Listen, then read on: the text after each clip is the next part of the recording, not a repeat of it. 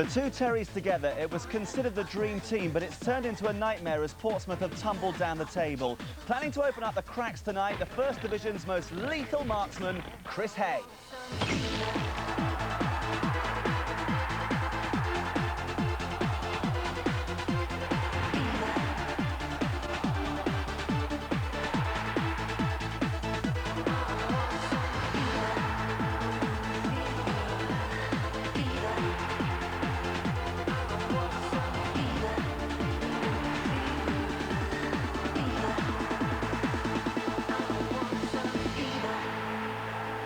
330,000 £330,000, Chris Hay could prove to be Steve McMahon's best ever signing. Is the Pompey defence immune to hay fever, I wonder?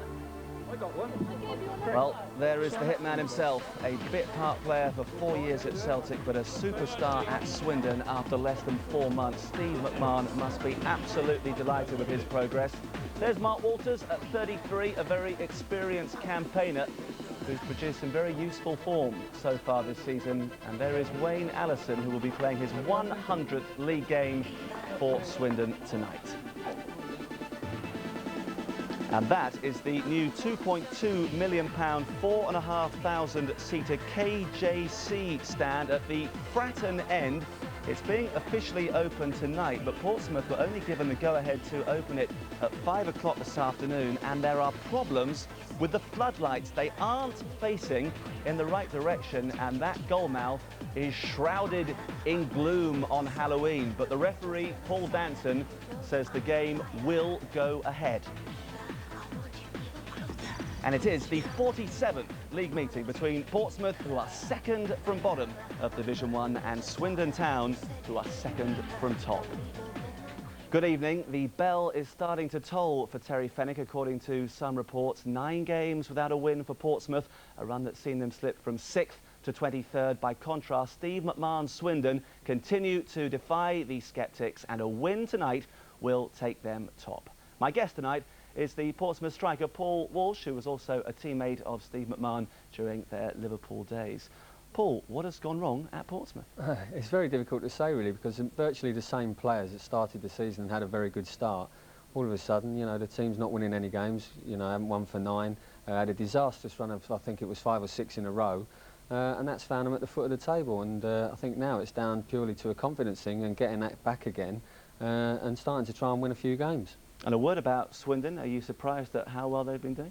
Yeah, I am a bit, but if you look at the difference between the two teams at the moment, it's Chris Hay. I mean, you've got Alois, who was scoring goals at the beginning of the season, and he seems to have dried up a little bit. And you've got Chris Hay, who's on fire at the moment, and you know, that reflects on where the two teams are in the table at the moment. Well, as always, our expert summariser tonight is Alan Brazil. He's in the ground. Good evening to you, Alan. Good evening, guys. Now, what is the atmosphere like at Portsmouth? Is it doom and gloom down on the south coast? Well, I can promise you it's very, very quiet here at the moment. It's a lovely night, a little bit chilly, as you expect. There was a few fireworks in the air earlier on. Are we going to see fireworks tonight? Because it is rather quiet. Are you surprised that Portsmouth have done so badly after the bright start that Paul was talking about? Yeah, I think so. I would agree that towards the end of last season they put a tremendous run together, and I think people felt that Terry Fenwick's men this season were going to be contenders, but sadly it hasn't worked out. And Steve McMahon had a difficult season last season. They struggled towards the end, but I think everyone is surprised at just how well they are doing.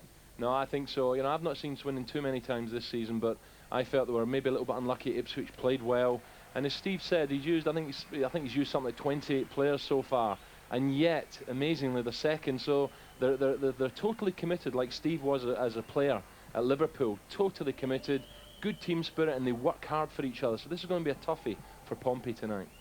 Thanks for the moment, Alan. Let's have a look at the league table just to clarify the situation.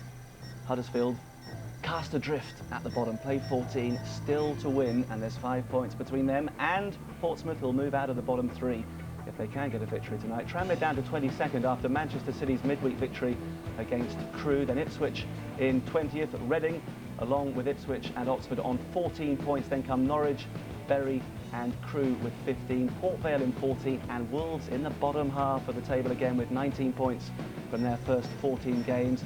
Stockport, the latest side to beat Mark McGee's side, they're in 12th. Birmingham 11th, Sunderland 10th, Stoke down to 9th, QPR, who we saw in live action on Sunday, in 8th place. Sheffield United still coming to terms with their first league defeat of the season. Charlton in 6th, Bradford 5th, West Brom 4th, Middlesbrough up to 3rd after their emphatic victory against Huddersfield on Tuesday. Swindon in 2nd at the moment and looking to leapfrog above Nottingham Forest with a victory tonight. So what about Portsmouth? Well, in Terry Venables, they have easily the most recognisable chairman in the country, and he's backing his manager to the hilt. I think from the point of view of having those 5 players missing before anything else, I think that was a heavy blow to him. And he showed he could do it last year. And people say, well, one season don't make a good manager. And I'd say, well, 6 or 7 bad results don't make a bad one either. So it's up to managers. You can't always control how you get dealt situations, but how you handle it is important, and how he handles it is going to be important. So far, he's done very well with that.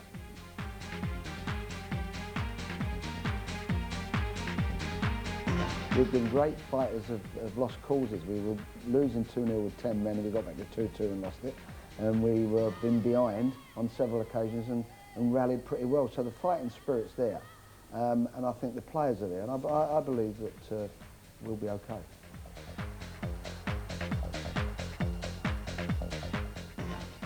They have got good players, and they're playing with confidence, and the boy Hay looks a very good player, and he's finishing off the moves that's necessary. He's a busy man. He's got a few problems down on the south coast. Paul Walsh was listening to Terry Venables there. What sort of an impact has Venables had since taking a really active role at the club? Well, I don't really know how people, or certainly how the players felt he was going to be involved at the club, whether he's going to be on the training pitch all the time, or whether he's just going to be in the background doing bits on the other side of the club. But he certainly hasn't been on the training pitch as much as I think I felt he might have been. So I don't know, it's difficult. I mean, it's hard to gauge his influence on the club, really, although I think commercially the club's definitely picked up in other areas like that. But on the playing side, I think maybe when things have gone a little bit wrong, I expected him maybe to show his face a little bit more on the training pitch. He's given the vote of confidence to Terry Fenwick, but just how close is their relationship? Again, I don't really know. I think it's an assumption that a lot of people have about the two of them, but who knows how really close they are. I'm not really sure. But, I think he would give Terry Fenwick every chance possible. And as he said, I think the key word that he just used there was confidence when he was talking about Swindon and he was talking about Portsmouth. He said Swindon are playing with confidence, and that's the difference at the moment. I don't think Portsmouth have got bad players. Well, let's now have a closer look at Portsmouth's sorry start to the season. 2 key players left in the summer, Lee Bradbury to Manchester City and Dion Burton to Derby. They were replaced by 5 Australians. Robert Ennis and midfielder. John Louise and I'm centre forward. Yeah, I'm Craig Foster and I'm a midfielder. Cameron Thorpe and I'm the forward. 19-year-old Paul Harries also joined the club, and it looked like good business. Aloisi, brought in to replace 10 times the price Bradbury, opened the season with his first goal, ironically against Manchester City. Pompey fell behind early in the second half, but they had the last laugh, grabbing a deserved equaliser through Paul Hall. The first home game of the season saw more reason for optimism. Aloisi bagged his second goal in 2 league outings, but the hero of the day was Swede Matthias Svensson. It was his second that finished Vale off. The trip to Nigel Spatman's Bramall Lane was always going to be tricky. Despite a goal from defender Russell Perrett, it was 2 early blunders spectacularly punished by Jan Arge Fjortov that left Fenwick despairing.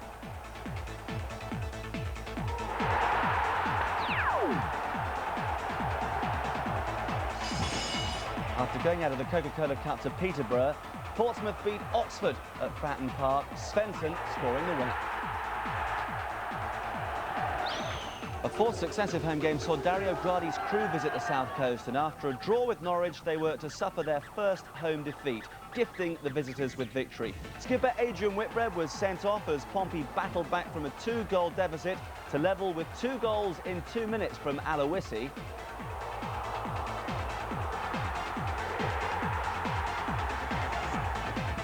But then, a late error. Defender Perrett misdirected a header to Dele Adebola, who calmly beat Aaron Flaven to secure the points.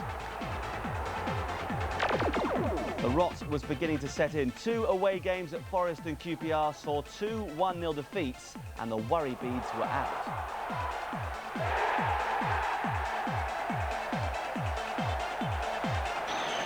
Pompey's bad form couldn't have come at a better time for Terry Bullivant's Reading. Goals from Lee Hodges and Martin Williams secured Reading's first win at Fratton Park for more than 20 years. A trip to Stockport saw Aloisi score Pompey's first goal in 6 hours of play, but the comeback from 2-0 down was halted in the last minute when Brett Angel knocked in his second of the game to push Portsmouth down to 23rd in the league. Fenwick's men had a chance to redeem themselves at home to West Brom, but after 51 minutes they found themselves 3-0 down and on their way to a 6th successive defeat. Substitute Alan McLaughlin pulled one back, and Australian international Craig Foster grabbed another 5 minutes from time to mark his full debut in style, but it was all too late. Another home game saw Pompey draw with Bradford, and away they denied Huddersfield their first win of the season. A fluke goal from Sammy Igo put them in front. Paul Dalton equalised in style. So the pressure is on Terry Fenwick, but a win tonight will lift Portsmouth out of the bottom 3. And there's the graph, and it's alarming, isn't it? That's a Halloween horror story of its own. 6th after the first 5 games, and then the dramatic slide to 2nd from bottom. Just 2 wins, both at home, 7 defeats in the first 13 games, and they've conceded 22 goals in that time. John Aloisi began the season very well. He's tailed off slightly. The injury to Matthias Svensson hasn't helped. Alan McLaughlin, former Swindon player, has a habit of scoring against his former side as well. We don't think he's going to be in the starting lineup though.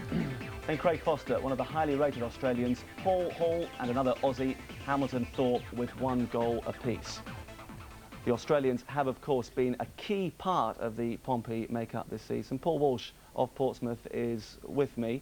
A lot of people will look at the Australians and say, well, they clearly haven't settled in. Is that the case? No, I don't think so. I mean, I think Craig Foster's come in and he's only played the last few games, but he looks a decent player.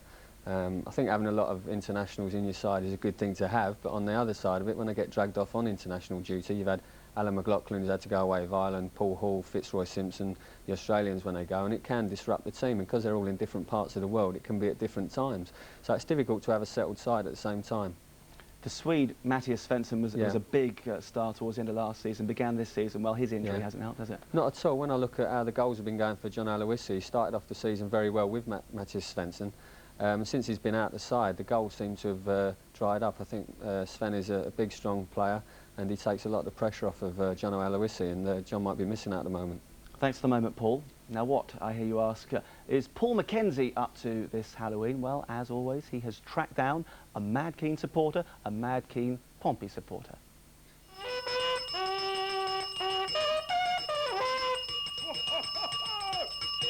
Pompey! Marcus, I am with Mr. John Westwood. I stand corrected. This is Mr. John Portsmouth FC Westwood, because you changed your name by default. I certainly did, yes. Here's the proof to prove it. And why did you do such a thing? It's not mental, and I love Pompey Football Club. It's my life. I absolutely love it. Now tell me, who are your friends? Who are you with? This is Oscar. Bananas, bananas, bananas. And this is Terry. And this is Dave Ellison, my old mucker. Now you've covered yourself in tattoos. Talk us through them. They're quite a sight. Well, obviously this is because the Pompey crest a bit out of date now. That's the Pompey sailor, who everyone knows. And there's the one with the Pompey, the FA Cup, 1 space left for when we win it next. And there's Pompey Bulldog. Now, on a serious note, you have got a big game tonight. You need to get some points, get your season going. Is this a game where you do it? Oh, easy. No sweat. We're going to beat them at least 3-4-0. Well, that's a very confident man. Now, you played your bugle here at Fratton Park for many, many a year, and the club, because it's your first live appearance on Sky this season, have bought you a drum to celebrate. What do you think of it? Wow, superb! We'll make some noise now. All right, well, we get them chimes a booming, a booming. Get them a booming.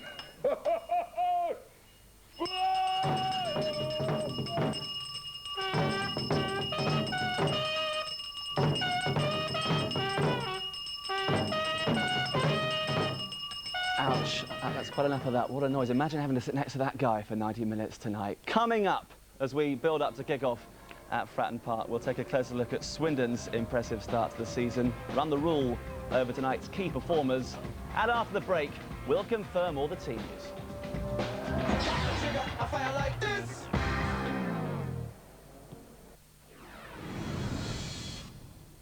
A nation divided. This is drama. A fierce tradition. Pressure finally telling. Cardiff versus Llanelli. Beautiful rugby. The Heineken European Cup. Would you like to stop that? Sudden death. Try. Or a spot in the quarterfinals. Cardiff versus Llanelli. Sponsored by Heineken. Saturday at 5, Sky Sports 2.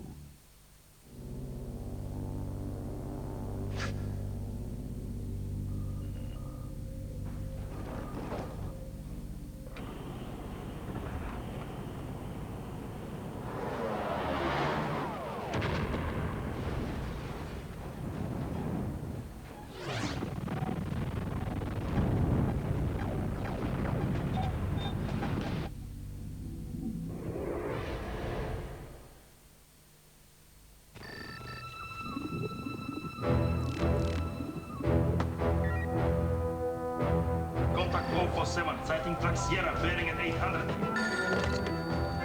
What? Where? Oh, no.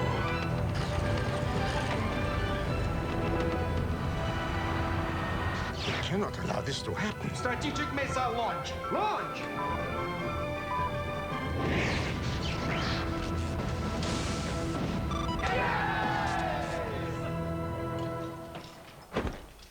Carlsberg, probably the best lager in the world.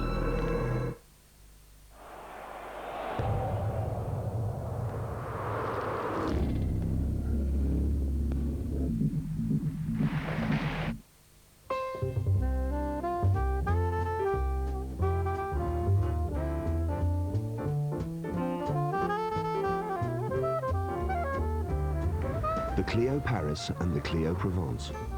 Perfect for town and country pursuits.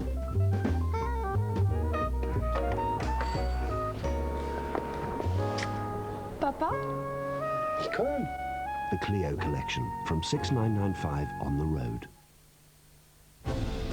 Kevin Bacon, Robert De Niro. You're asking me to lie. Dustin Hoffman. I'm not asking what you heard. Jason Patrick. Payback time. And Brad Pitt in the explosive true story, Sleepers. A 5-star movie, own it on video, forever.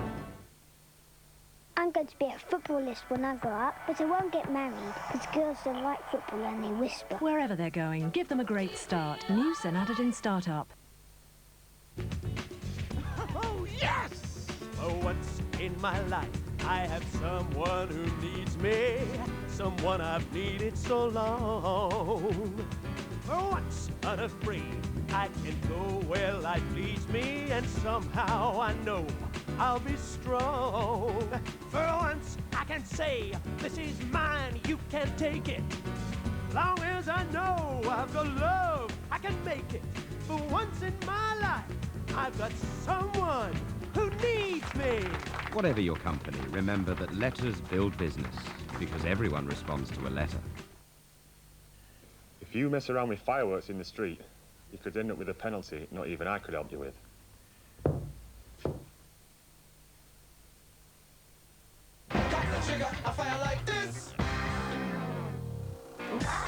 More live Heineken Cup rugby coming up tomorrow as the two most famous clubs in Wales go head-to-head with a place in the quarter-finals at stake. It's East Wales versus West Wales, live from the Arms Park, Saturday from 5 o'clock over on Sky Sports 2. Right now, we are building up to our nationwide Division 1 match from Fratton Park. It's second from bottom Portsmouth against second from top Swindon, who are hoping to go top tonight. It's been pretty tight over the years. Portsmouth have had the upper hand in recent years. They've won 6 of the last 9, 141 goals in the 46 league meetings at an average of over 3 a game. That bodes well for tonight. At Fratton Park, Portsmouth have lost only 1 of the last 6. That defeat coming last season when Steve Cowell scored the only goal on Boxing Day. The odds are pretty tight. Both sides 6-4 to win, with the draw 11-5.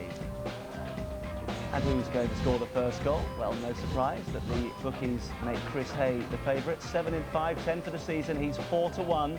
Then John Aloisi hoping to rediscover his golden touch in front of goal at 5-1. Wayne Allison, as we've said, he's playing his 100th league game for Swindon tonight.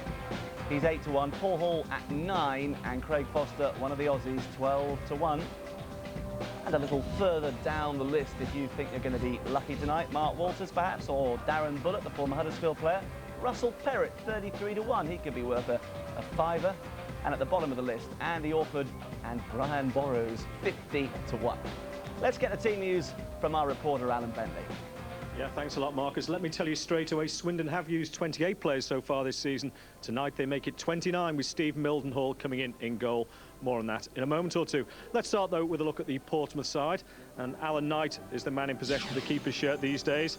And he's homing in on Jimmy Dickinson's all-time appearance record, now 75 short, but he is 36, I suppose.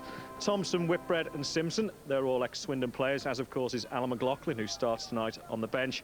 Aloisi and Foster, they're two of the Australians brought over by Terry Venables. And the former Arsenal player David Hillier, he starts his recovery from a calf injury on the bench. We can switch across to Swindon. That's where all the problems are. Dreadful injury problems so far this season. Prior to tonight, only Digby, Wayne Allison and Ty Gooden were ever present, but Digby has a chest injury, and as I say, Steve Mildenhall comes in. And would you believe he's appeared as an outfield player before tonight? Brian Borrows and Chris Casper, those two at the opposite ends of their playing career. They're both in the second month of loan spells. Mark Walters, he's just too short of 100 career goals. But the man grabbing all the headlines is Chris Hayes. We've heard, signed from Celtic in August. He did score for them in UEFA Cup action in July. 7 goals in his last 5. And look out too for the ex-Wimbledon player, Gary Elkins. He's on the bench. That's about it, Marcus. Back to you. Thanks, Alan. And there is the man we've been talking about, Chris Hay, who has taken to life in England like a duck to water. Paul Walsh is with me in the studio. Just how good a player is this guy? Well, I haven't seen that much of him, Marcus, but his goal scoring speaks for itself at the moment. And for him to come down from Celtic in August and to have the start that he's had in England, obviously wasn't getting the opportunities that he probably wanted at Celtic. He's got a good move, and you know, he's grabbing it with both hands, the opportunity. And you know, he'll be on top of the world at the moment. It was at 10 in 14 matches, and you know, he'll be looking to improve on that tonight. And he's a man with a high confidence at the moment. I know that Celtic are doing well this season. They're top of the league at the moment, but they must be kicking themselves for letting him slip through the net. I bet they hope they've got a sell-on written into his deal, you know, because at some stage, if he keeps this up, he'll be going for a lot of money somewhere. He will, and he got a vote of confidence from Terry Venables just a little bit earlier as well. So Chris Hay, a key man tonight. Now, a less well-known player is Darren Bullock, a £400,000 signing from Huddersfield back in February, but he is seen to be the Steve McMahon of the side, and obviously the manager appreciates those qualities. Yeah, he's not one of the players that you'd notice if you're, you know, on the terraces looking for the spills and frills and everything, but he breaks up a lot of attacks, works ever so hard, puts his foot in, great competitor, and you know, does a lot of the donkey work, if you like. Came into football quite late. He was, I think, 23 when he was signed by Huddersfield for £55,000 from Nuneaton. And it's often the case, isn't it, Paul, that if you come into professional football quite late, you just try that little bit harder because you know time is that much more precious. I think then you realise then how great it is to be involved in football, especially it depends on what sort of job you've had before football, but yeah, you grab the opportunity when it's there, and that's certainly what he's done. Wayne Allison, his 100th game in the league for Swindon tonight. Very experienced striker, as you can see from the stats. Got his 100th career goal on the opening day of the season against Crewe. He must be a handful for any defence. He is. I mean, he's a target man, very strong, holds the ball up very well, scores a lot of goals with his head, as you can see there. And I was a little bit surprised to see that Swindon accepted an offer from last week from Huddersfield, I believe.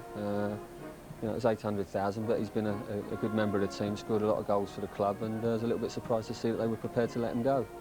Do you think perhaps he hasn't done himself full justice? Because I know a lot of people were saying 2 or 3 years ago that he could have been a successful striker at the very highest level.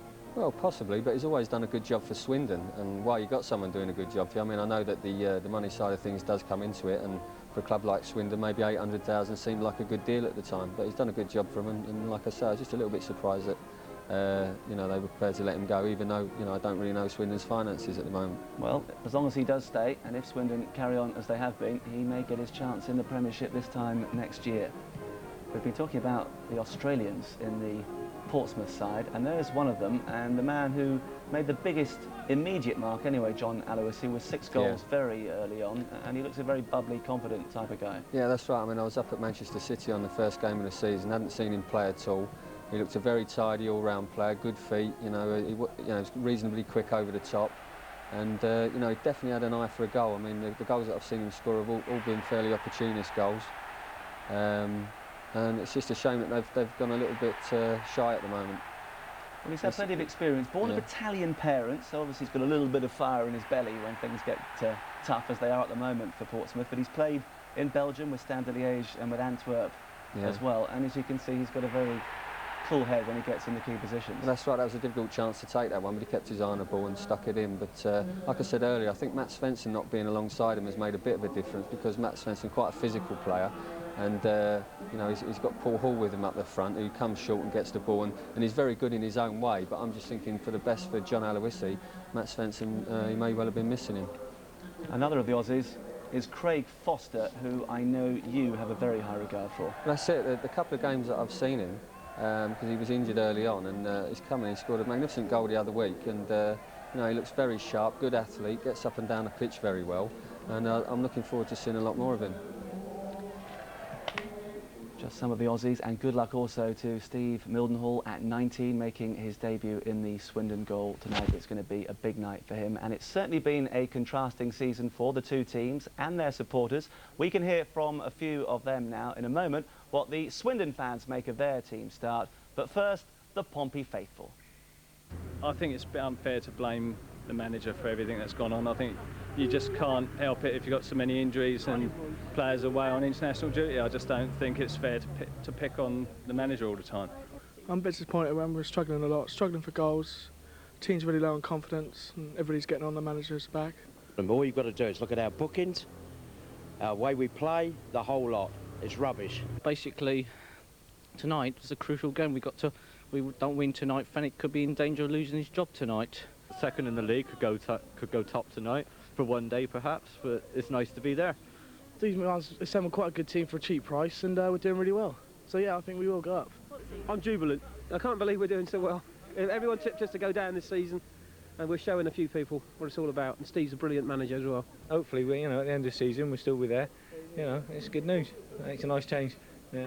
Some happy Robins fans, and this is the Swindon story in a little more detail.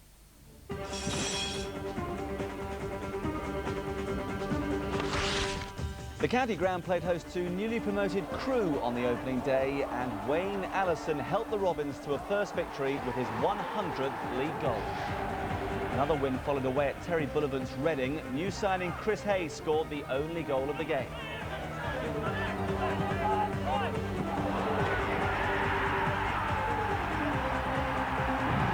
Swindon then drew with Huddersfield and were knocked out of the Coca-Cola Cup before travelling to Stoke for the opening of their new stadium, and Hay spoiled the party with a winner 10 minutes from time. And so to Portman Road for McMahon's men, where they suffered their first defeat of the season. Mark Walters delivered a perfect cross to provide Allison with the easiest of finishes. But Mark Venus slotted his 20-yard free kick to draw the sides level at 1-1. And the winner was a well-worked move. Danny Sonner with the late strike, just 8 minutes from time. Disappointing to have lost the unbeaten run. But it's a difficult place to come to, Portman Road, to get a result. And we were well on our way to getting a good result tonight, but unfortunately it didn't work out that way. A 0-0 draw followed at home to Nottingham Forest, but Swindon was soon back to their winning ways. Mark Walters with one of the goals of the season against Tranmere. Chris Casper secured a victory despite Lee Jones scoring for the visitors. And that win moves Swindon up to second place in the league, a position they consolidated with a scoreless draw against West Brom. Then Manchester City hit them for 6. Georgie Kinkladze with the first, and Lee Bradbury with the 6th as they drop 4 places in the league. John Mudge's Port Vale were next at the county ground, and it was Chris Hay who stole the show in a high-scoring affair. His second half hat-trick took his early season tally to 6 following the move from Celtic in August. And he's proving a more than capable replacement for Peter Thorne, having already matched his total for the whole of last season. Under pressure, Mark McGee welcomed Swindon to Molineux, but their poor away form continued as they went down 3-1. Wolves' new signing Dougie Freedman with the pick of the bunch. A goalless draw at Sunderland followed, and then last week Mike Walker's Norwich were beaten as Chris Hay came up with another wonderful individual strike. So Steve McMahon's side are currently flying high, but the away form has to improve if the promotion push is to be maintained, starting at Fratton Park tonight. Here's the Swindon graph, and it's pretty impressive, isn't it? Never below 6th, and they can go top for the first time tonight. Played 14, won 7, drawn 4, lost just 3. Haven't scored a lot of goals. If you took away Chris Hay's contribution, they would be struggling a little bit, but they've been tight defensively, just 17 in the 14 games. Apart from Hay, they've been a little lacklustre in front of goal. Allison with 3, and then 1 each for Gooden, Leach, Taylor and Walters. Let's hear from the manager, Steve McMahon. Steve, you've used 28 players in all competitions so far this season. How have you kept the rhythm going? I honestly don't know. There'll be another one tonight as well. Really? I mean, what's the issue? Okay, can you tell us now? Well, you find out sooner or later, won't you? Okay. The goalkeeper. Really? We've got a 19-year-old keeper making his debut tonight. Fraser's gone down with pulled a muscle in his chest today, or this morning. So it's a late substitution. We've got no Frank Tellez out injured as well, the 2 main keepers. So we have to play a young lad. Well, he's still up there. I mean, it bears testament to the team spirit. I think that's the key thing. I think is commitment, spirit, and work rate, and they've kept it going. They've made this excellent start. In some respects, have you even surprised yourself? Well, yeah, you'd have to say surprised because of the number of players we've used. But if we'd have used maybe 16 players, I wouldn't have been that surprised. Because I know the squad at the start of the season, if everyone was fit, was fairly strong. So the key question is, can you keep it going? I believe so. Why not? Why not? Winning games only gives you confidence, you know, and we're confident at the minute, even though we've got a lot of problems off the pitch in terms of injuries. We keep going. We'll see what happens. Now, despite all that, is it fair to say you're due an away win? Well, I wouldn't say that. We've done okay. We've just done okay. We just keep going and see what happens. If we keep working hard, then we'll get the breaks. What do you make of Portsmouth's current position? Well, I think they're in a false position. You know, they finished the season off last year on fire, and everyone expected them to do well this year. They've changed it around quite a lot, with a lot of foreigners in, Australians especially. So they need time to settle in. And obviously, they're still finding their feet. But on the day, they're going to be a good team. They're full of internationals. Are you confident tonight? Well, we're confident in that the team we've got out. We'll give it 100%. That's all we can do, and we will take our chances. Thanks a lot, Steve. Cheers. And there is Terry Venables, the chairman of Portsmouth, with the mayor of Portsmouth. Terry's put on a bit of weight, hasn't he? But that trademark smile still in place. No matter what they throw at him, Terry keeps on smiling back. It's all part of the celebrations for the new stand. That, of course, isn't Terry Venables. Only joking. He's actually in Italy at the moment on Australian team affairs. But they're enjoying themselves down there. They do need a victory, though. Paul Walsh of Portsmouth is my guest tonight. Steve McMahon is revelling in his role as Swindon manager, isn't he? Yeah, I mean, I think you can see he's really enjoying himself at the moment, but at the same time he's desperate not to get carried away. I think you can sense that in the way he's talking. Didn't want to come over as though, you know, they're going to win tonight, you know, for sure, and that their run is definitely going to continue, because he's well aware how the game can kick you in the teeth. So he's been a bit cautious, but deep down I'm sure he's quietly confident. But the away form is a bit of a worry, isn't it? They haven't won in 5, and if they're going to stay up there, they've got to do something about it. Yeah, I think if they're going to stay up there, they've got to look to get some sort of result away from home. The only worrying thing for Swindon, from my point of view, would be the fact that, looking at who has scored all their goals, it being Chris Hay, that you know, that's worrying. You get an injury to Chris Hay, it can be a totally different situation. You know, I think I'd rather have a team that scores goals from all around the team rather than just relying on one striker. They're a good-looking bunch down on the south coast, aren't they? There's Alan Brazil and Rob Hawthorne, our commentators. Looking quite well, aren't they? Alan, perhaps a little bit red in the face on the right of the picture, but he's been working very hard recently. All about confidence. Portsmouth would have seen that Swindon's away form isn't great. This is a good chance for them to get back on track, isn't it? Well, that's right. I mean, I'm sure that's what Terry Fenwick will have been saying to the lads. You know that they haven't got a good away record, and to get into them early doors, work hard, try and create chances, try and build their own confidence by doing good things and doing them right. It's the only way when you're having a bad time you can dig yourself out of that hole is by taking it step at a time and gradually trying to build yourself up individually, and then hopefully the team comes through. So I mean, I'm sure he's trying to give them a lift and get them going, but it's a difficult job when you've had a bad run like they've had. Quick prediction, who's going to win? I think Portsmouth are just going to nick it. We shall see. Let's rejoin our fiendish commentators, Alan Brazil and Rob Hawthorne. I don't know if it's too much work with that red face of yours, Alan, or too much drink. Would you like to shed some light on it? Let's just have a go Alan Brazil night, is it? Well, anyway, it is Halloween, and they're hoping that the ghosts of relegation will disappear from over Portsmouth. Let's have a look at the team that they're fielding for tonight's match. It's the same team that drew 1-1 at Bottom Club Huddersfield a week ago, so no return for Alan McLaughlin, the former Swindon player, who's back from international duty with the Republic of Ireland, though he didn't actually appear in the playoff with Belgium. There are still 3 players in the starting lineup playing against their former club, Andy Thompson and Adrian Whitbread and Fitzroy Simpson, and the side contains 2 of the Australian contingent, John Aloisi and Craig Foster. Yeah, Pompey tonight, and don't they need a win? I fancy them to have 3 big centre-halves at the back, Rob. 5 at the back, Pethick, Simpson, the 2 wing-backs, Thompson, Perrott and Whitbread across the back. Just in front of the back 4, Andy Offord, and to his right, Sammy Igo and Foster. Looking forward to hearing, in the studio the boys were saying what a good player this Foster looks. I'm looking forward to seeing him. First time viewing Foster tonight for me. And up front, a good pairing.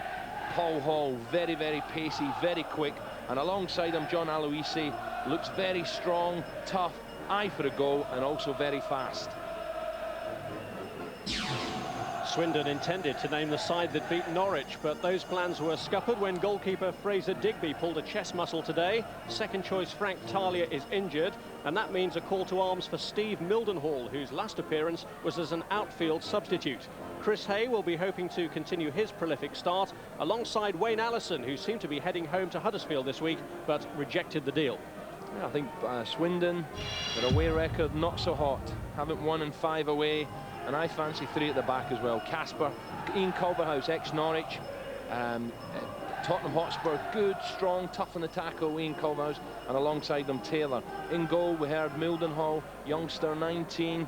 It's heavy pressure tonight, but his side are doing so well a win tonight to take them top, so we wish him good luck tonight. Brian Borrows on loan from Coventry, right-hand side, very intelligent on the ball, good passer of the ball, coming to the twilight of his career. Gooden on the left-hand side, and then the midfield 3 of Walters, Bullock and Watson. Watch for Bullock, he's the anchor man. He'll try and protect Culverhouse just in front. And up front, well, Allison, top scorer for the last 2 seasons for Swindon, having to play second fiddle to the wonder by Hay alongside him. Well, the one thing you expect is a good atmosphere. There's the Oliver Reed lookalike, who we saw playing the bugle earlier, and the drum will be beating. It's a good atmosphere at this ground, a ground that there's a lot of speculation they might leave at one stage, but that speculation seems to have dispersed. They've decided to redevelop here, and they've done that with a good atmosphere, despite the fact that some people are prepared to discard clothing even on a cold, clear night like this. You've got to be off your head, haven't you? It's freezing down here. What is he playing at? Well, he's well wrapped up. Good sense in youth. But the Pompey chimes have been ringing out. The band have been playing to entertain them beforehand, and the new stand has also been opened just to add to the lustre of the occasion. It's a new £2.2 million stand that they've built with the montage of former Pompey hero Jimmy Dickinson, on which the crowd to the left of the picture are sitting. But a worthy tribute. Oh, certainly, but was it cleared at 5:55? 5 o'clock deadline, 5:55, they got the all clear. I think that's leaving it a wee bit late. Well, it's going to be second from bottom against second from top. What a night for the replica kits. The referee, familiar face, Paul Danson, preparing to lead the teams out. Yeah, let's go. Adrian Whitbread, the Portsmouth skipper, Wayne Allison leading out the Swindon side. Just behind him, the goalkeeper, Steve Mildenhall, for whom this is a big night to prove himself. Come on, boys. John Aloisi, who's had a bit of a goal drought recently after a flying start.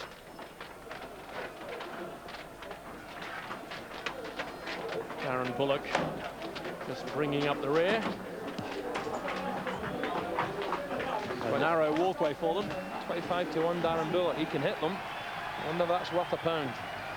Well, here they come, and Portsmouth's 2 victories so far this season have both come at home. Swindon's away form has gone a little off the boil of late.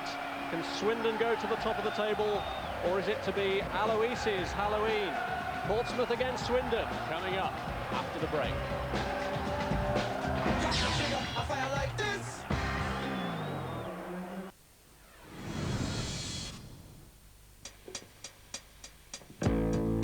You're tuned to Ray on Reef Radio. Wishing farewell to my good buddy Franco, who's been lured away to the big city for a measly 100% pay raise. So it's goodbye to sleepy old Reef Harbor. No more days at the races. No more nights on the town. You're gonna miss popping out for seafood. And I know you'll miss the way they serve Bacardi around here. But you gotta go. ¿Cómo voy a extrañar a ese muchacho? Pues no lo creo.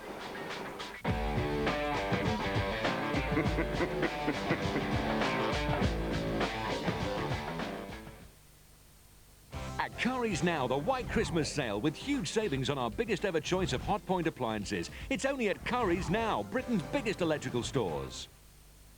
Swallowing tablets isn't easy for some, so now Nurofen is also available in new, easy-to-swallow caplets. Nurofen breaks through pain. The car insurance has gone up. Better get down to my broker. He'll give me a good deal. People who switch from a broker to Direct Line could save 15%. But he helps me with all the forms. We do it over the phone. And he gives me a cover note. We'll cover you immediately. Yeah, but what if I have an accident? I'll still have to deal with all the insurance companies. We do that. And all those estimates? No, we do that. And all our repairs have a 3-year guarantee. And we'll pick up your car and deliver it back to you. And you can still save me 15%? Uh-huh, by cutting out the middleman. Looks like you've missed the bus. So for easy low-cost motor insurance, better talk direct to Direct Line.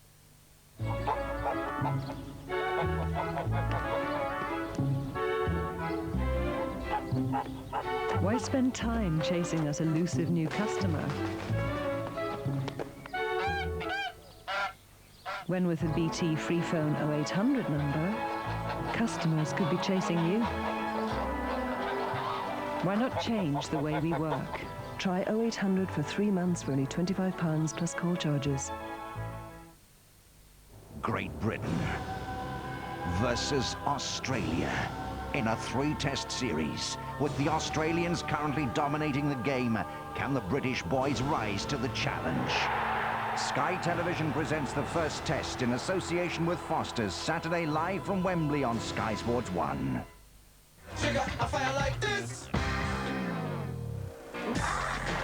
Here we go then. Portsmouth looking to move out of the bottom 3 against Swindon Town, looking to go top of the First Division. Let's rejoin Alan and Rob. Portsmouth need a couple of goals to take them out of the bottom 3. Victory in itself will lift them above Tranmere. And tonight's match referee, familiar face from his spell in the Premiership, Paul Danson. John Aloisi, who had such a cracking start to life here with 5 goals in his first 6 league games, but 1 in the last 7, means a bit of a drought by his standards. Swindon it is to kick off. Chris Hay has been prolific for them, and lining up alongside him, ready to kick off, Wayne Allison, who could have been in the thick of the relegation struggle with Portsmouth had he opted to move to Huddersfield this week, but rejected that move on personal terms and finds himself back in the Swindon starting lineup. Allison is number 10 and Kevin Watson completes the little trio, number 7. And here's an early touch from Mark Walters. Taylor. And Andy Thompson, one of the trio playing against his former club, clears. This is Sammy Igo. Pethick.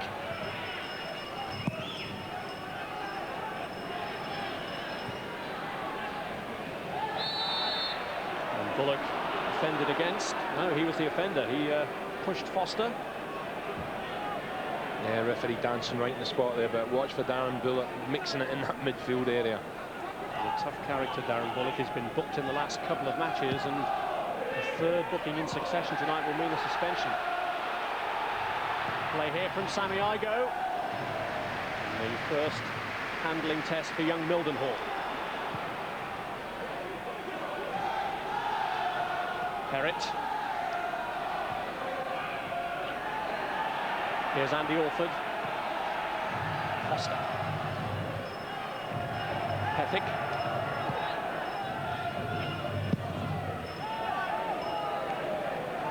This is Russell Perrett. Bringing it towards Aloisi, but he'd strayed into an offside position. Yeah, good start from Portsmouth. Knocking the ball about, swarming all round the ball, looking very eager. Some of the players were saying, Rob, early on in the week that it's not the manager's fault, it's down to us. We've got to get them out of trouble, and that's exactly what they're going to try and do tonight. Good start. Well, they went all through September without a league victory, and this is their last chance to notch one up in October. Their last win was here on the 30th of August, and that was against Oxford, but it seems an awful long time ago now. Risky ball from Taylor, but it reached Watson. Igo just unable to get there for Portsmouth.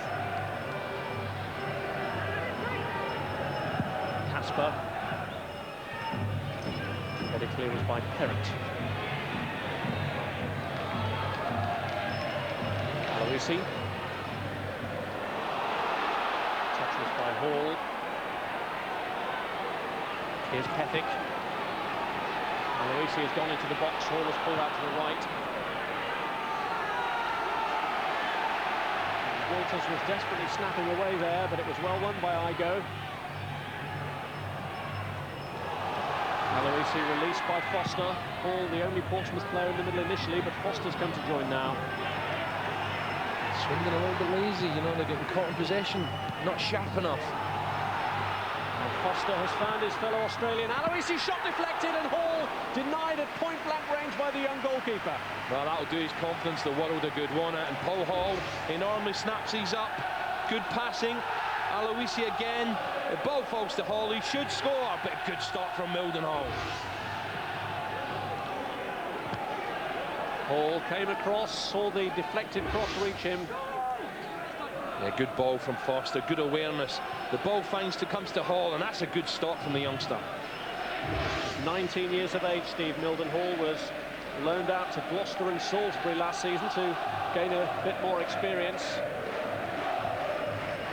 And all that biding of his time has clearly stood him in good stead, but a long way to go, and the way Portsmouth have started this match, it could be a busy night for him. Yeah, I think Terry Fennett will be delighted with the start, but he'll also be saying we should be one up. Because this fella here, Allison's a dangerous player. Walters. Till Walters wasn't happy there. Little Igo has been snapping away at him a couple of times. Casper. Allison. Just going to release Culverhouse.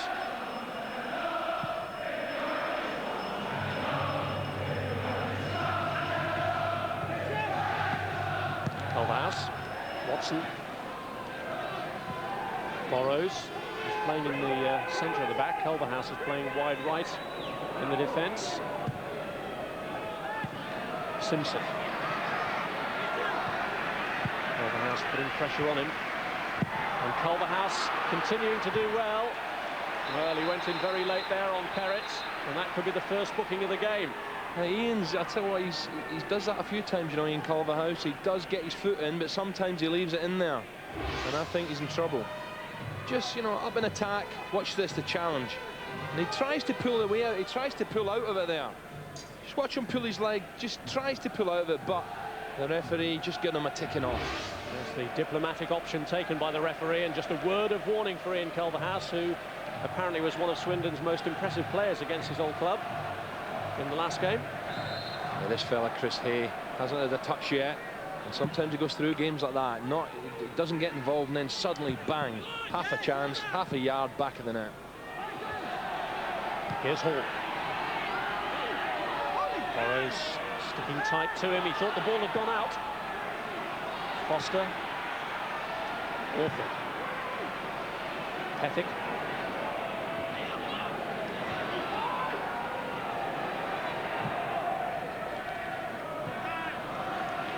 Look wise to let that one go. I think Swindon are well aware what Pompey are about tonight. People at Bullock, manager Steve Mildenhall will be saying, come on, 20 minutes they're going to pile at us, they're going to put us under pressure.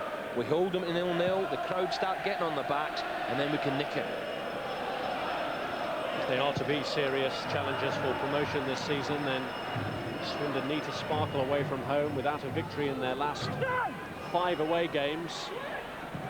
And the admission from the management seems to be pretty much along the lines of what we were saying about Nottingham Forest just a week ago, that they've been picking up results despite not playing well all the time.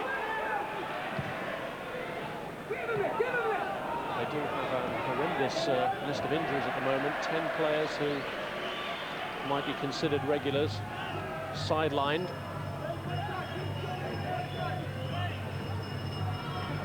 There's Pethick with a throw. Lovely night for football, beautiful pitch. Good footballing pitch, this wide. It's good for passing teams.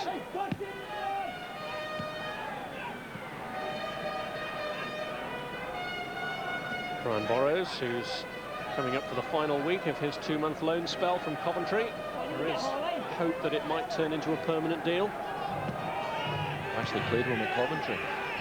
Shows how long he's been playing then. Whatever happened to me? Here's Aloisi. Cleared by Burrows. Burrows, who incidentally has been around so long that he played with his manager Steve McMahon and the assistant manager Mike Walsh in the early 80s when they were at Everton together. Here's Orford. Whitbread. The home fans really trying to drive the team on now. Good support.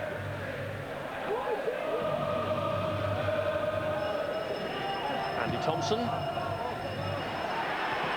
Igo, busy little player. Born in Middlesex, he came through Portsmouth School of Excellence, having joined the club at just 11 years of age.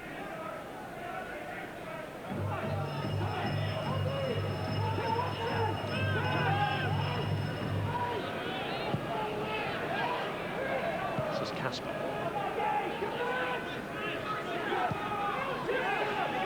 Watson. Taylor. To Gooden.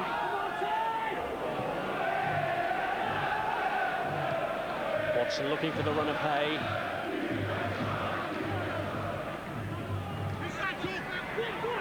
This for Troy Simpson. And Igo. Another challenge then by Culverhouse on Simpson. So they're giving Mark Walters a lot of attention, aren't they? Blue shots all around him. Every time he's getting hustled out of it. They feel maybe he's a threat. He has still got a box of tricks. 33 years old now, Mark Walters.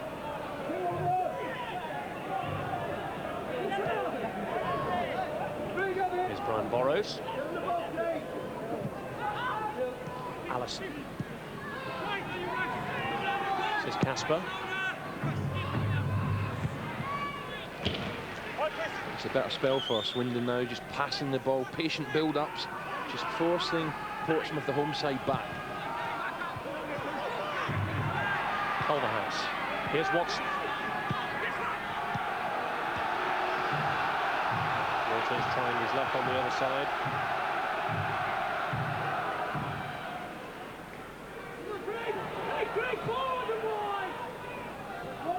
Craig Taylor. Gooden. Ty Gooden just a little bit nervous. Couple of passes is just giving them, giving them away. Good possession, comes to the left-hand side, and Gooden twice in the space of a minute, giving the ball away. Gooden and Wayne Allison, the two ever presence in the league now that Fraser Digby's record has ended with his absence through injury tonight.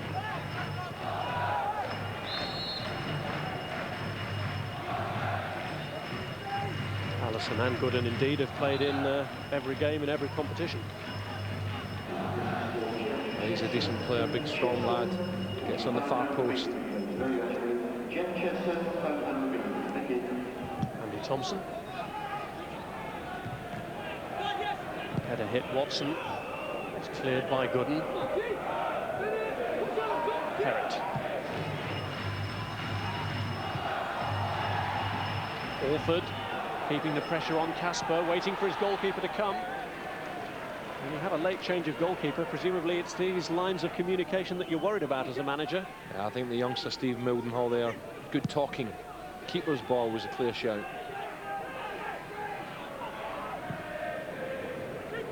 Allison.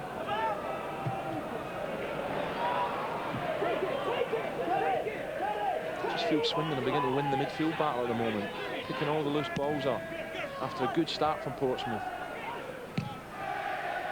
Yes, it was a worrying start for Swindon. And Portsmouth set off at the pace they did, and Mildenhall had to make that early save to deny Hall.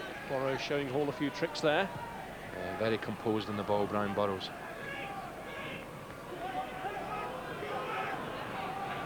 This is Casper, who, like Burrows, is currently on loan. This is actually Casper's last game of his loan spell. He'll be suspended for the final one. And on loan from Manchester United is Casper, and was sent off, one of two players sent off indeed, in the match against Wolves. Here's Sammy Igo. Aloisi and Hall to his left. And he went for the shot, and it was Bullock who got back to block it. Yeah, good work from Bullock there. That's his game, destroying, getting back, getting his foot in. Well, they're throwing plenty of men forward from the back. Thompson and Whitbread and Perrott are all going into the box, and Perrott can be a particular threat from corners.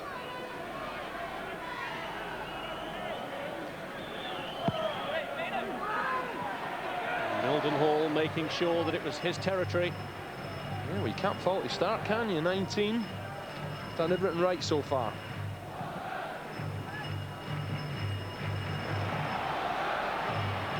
This is Foster.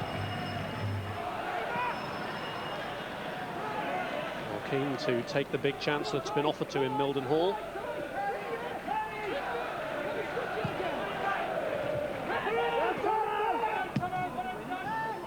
There's Aloisi. Hall. Moving away from Casper, but it's Culverhouse who comes in. Watson. Walters. Allison. There's a strong challenge into the back of Allison from Andy Thompson, but the referee was well placed to see it, completely unimpressed. I have to say, I thought that was a free kick. Igo. Good play from Ty Gooden. Nice skill and the space opening up for him. Pethick made a late charge to get back, by which time he found Chris Hay. Blocked by Whitbread. Hay has saved it well. This is Culverhouse. Kevin Watson. Bullock. Watson's continued his run, but Bullock ambitiously going for goal. Well off the mark, though. Yeah, he just tried to steer that one in, didn't he? There was no real power or pace. But good play again from Watson. This fella's always on the ball for me, Watson. Bullock suddenly decides to dink it rather than blast it. I think to beat Alan Knight, we're going to have to fire them a bit harder than that. Just tries to clip at the far post. Aaron Bullock has only scored one goal in his Swindon career, and that was actually on his debut against Birmingham.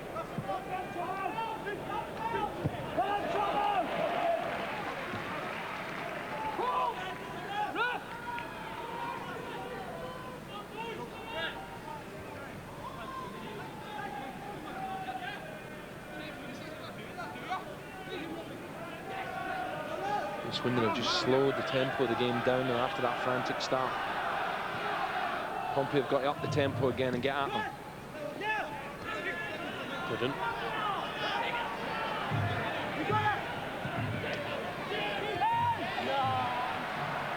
Thompson. Broken with it well, and Mildenhall is scampering back to goal. Aloisi, well, he got round Burrows, but he couldn't finish it off. Tell you what, he's unlucky. Goodness me, he didn't take any time to think at all. Realised that Burrows was on his backside, got in the box and let fly. Almost took Mildenhall by surprise. Good ball. Suddenly he says, right, far post, doesn't even look up. But good angles again from the young keeper.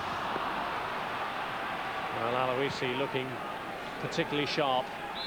Of all the Australians that have been brought in by Terry Venables and Terry Fenwick, Aloisi, it seems, has settled the quickest. All the paperwork was sorted out for him quicker, and he's had a longer run in the team, and he really showed a clean pair of heels there to Burrows. Yeah, just doesn't even look up here. Realises in the box and fires for the far post. Very, very unlucky, not far away. Burrows, desperation lunge, but look at this, doesn't even look up. One touch, bang, right across the goal. And after that scare, it's Swindon on the attack with Walters tussling with Robbie Pethick. The defender wins the verdict.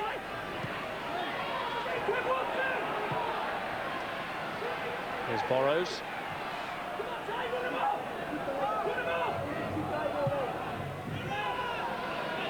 That's Alan Knight's ball. Has been the most underworked of the two goalkeepers so far. He's been here a few years, hasn't he? I played against him as well.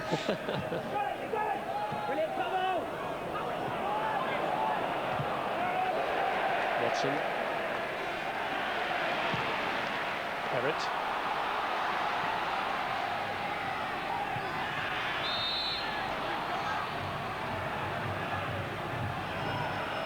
Good movement from this guy, Aloisi, really leading the line. Likes that left-hand channel, inside left. And Hall alongside him, tremendous pace.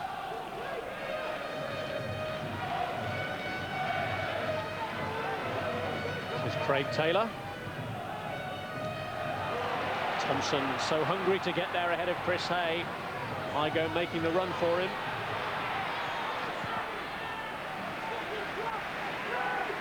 Busy little player, just overrunning it there.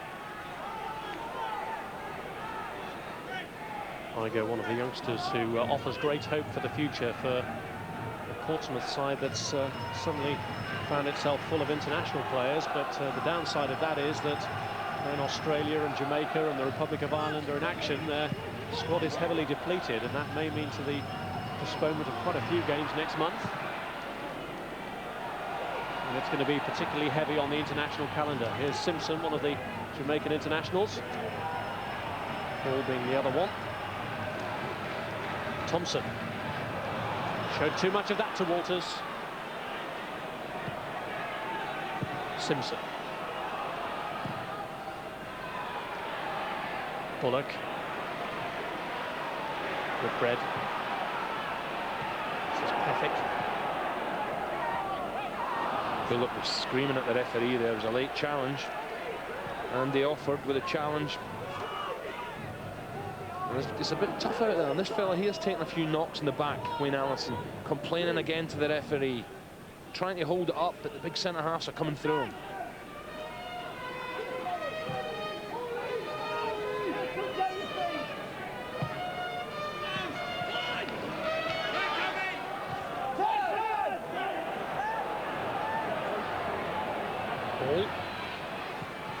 This is Igo.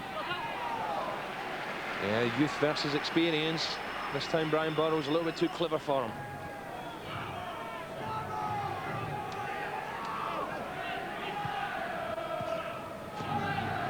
Pethick. This is Foster.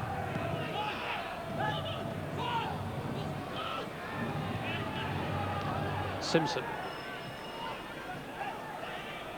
Foster Aloisi has made the run for him. Cleared by Casper. Walters.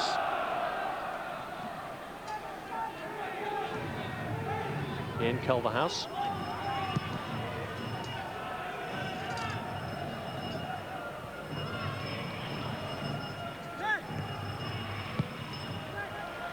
Aloisi to Foster.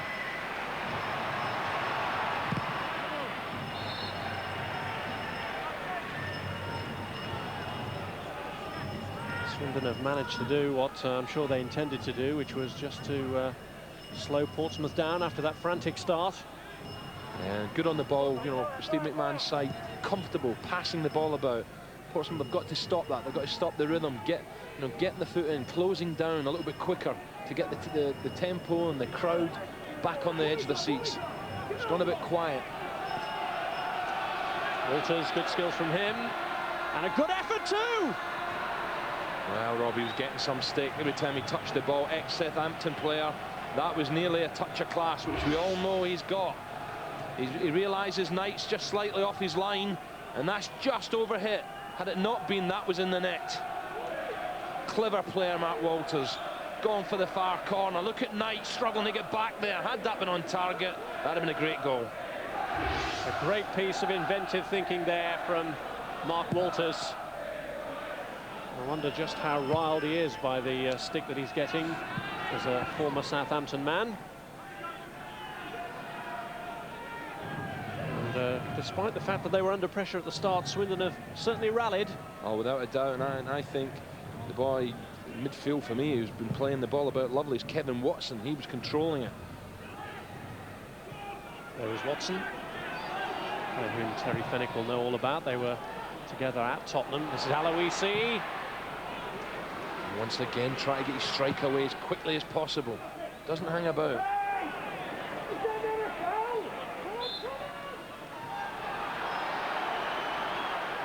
I've not seen too much of Chris Hay, but does make good runs up front. Looks to get in behind the centre half with his pace.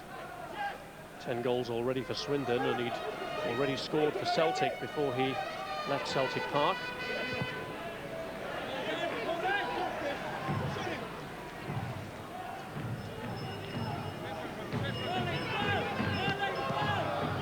Gooden. Here's Allison to Walters.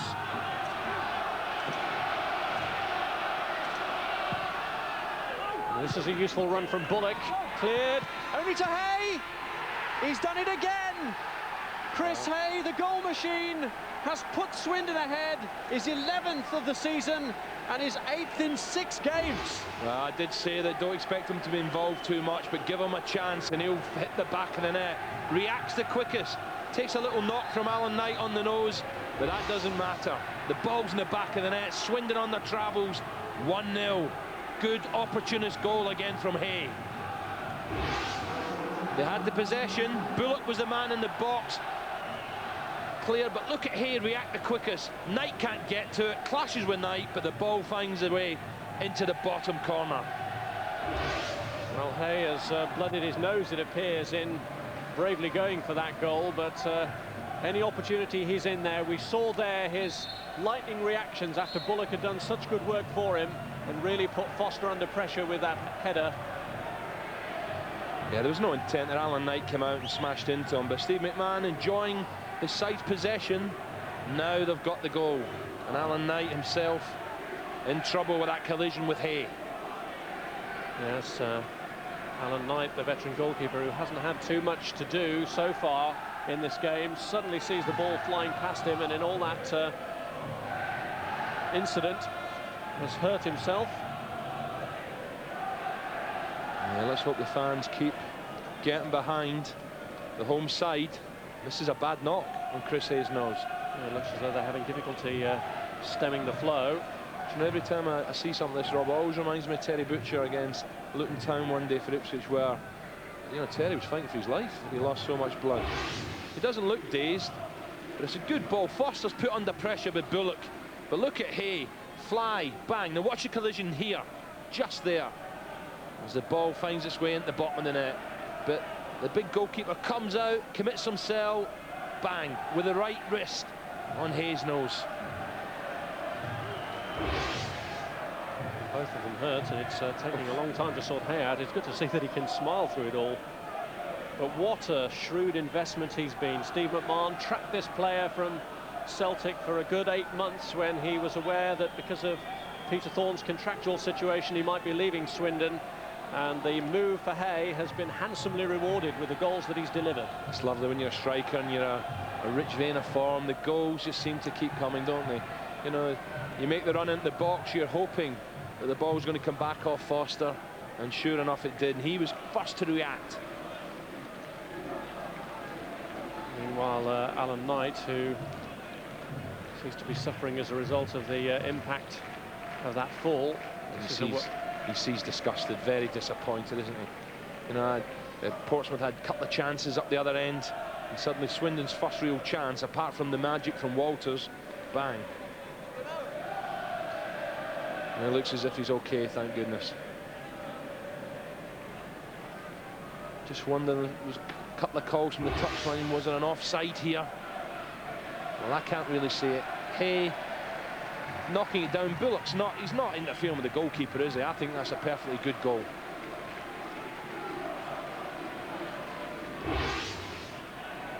Well, Chris Hay having to leave the field after that long bout of treatment. And Portsmouth preparing to resume 1-0 down, but at least Alan Knight is all right again. They don't have a deputy goalkeeper on the bench.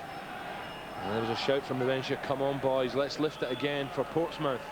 Really have to, they've just gone a bit quiet last 10 minutes. And these two up front, Aloisi and Hall, they've got to get the service. And there's a long break, so there'll presumably be a fair amount of stoppage time to be added on as a result of the treatment that Hay and Knight were receiving. It really is a dream start for the season for Swindon, isn't it? Win tonight, go top. Great stuff. Foul by Watson on Hall. He has impressed me, Watson. Does it simple, always available on the ball, just keeps the ball rolling.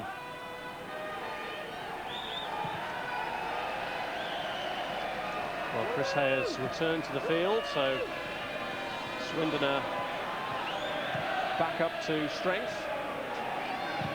Simpson looking for Russell Perrott. This kid looks confident, doesn't he, the way he comes and plucks him out there. Hasn't put a foot wrong so far, Mildenhall.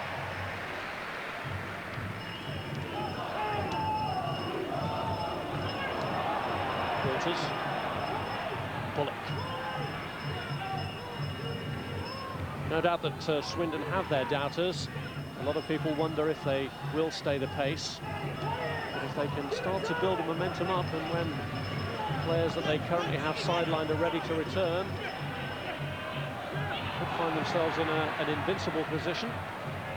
Although it is going to be very top-heavy at the top end of the First Division table. Yeah, some big names are beginning to make moves, aren't they? Middlesbrough creeping up there.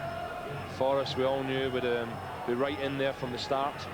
Sheffield United, Wolves have put a run. You know, it's a very, very tough league.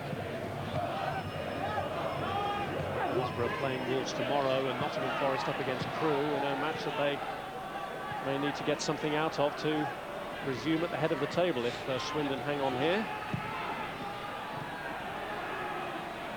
Simpson.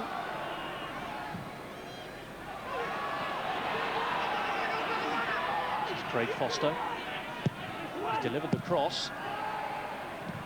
He looks very comfortable on the ball, Foster. But he's playing directly against Kevin Watson. And I think Watson's winning the battle.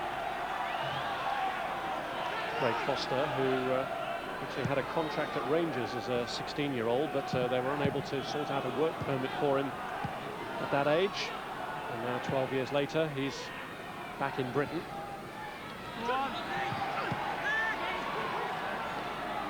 Simpson. I go with the shot. Little fella's drifted in from the wing, just in the centre of the field there, letting go, trying to catch the goalkeeper unawares, but again, Mildenhall right behind it.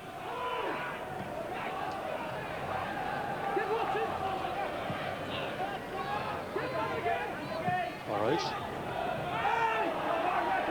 Walters.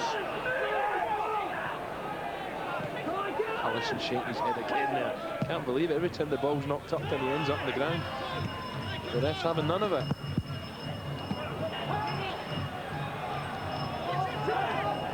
Watson.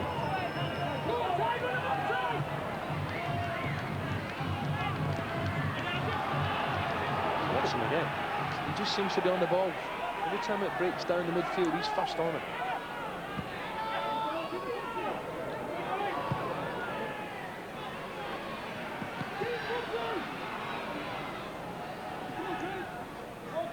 Here's Burrows, whose experience has clearly helped Swindon through the early weeks of the season. Particularly since the loss through injury of Alan McDonald and Mark Seagraves, who's expected to miss much of the remainder of the campaign. Portsmouth haven't really got the wing backs forward. Simpson on the ball there hasn't really hurt Swindon down at the other end. And Pethick on the right-hand side hasn't really got forward. Mark Walters with the foul. Making sure that Simpson didn't get forward then was Walters. Well, Paul Danson, he's definitely he's keeping the card safely tucked in his pocket. I've seen tackles like that being shown it. Letting the game, well, he's 1 or 2, not nasty tackles, but there's 1 or 2 that I thought, aye, you're in trouble, but just a ticking off from ref Danson.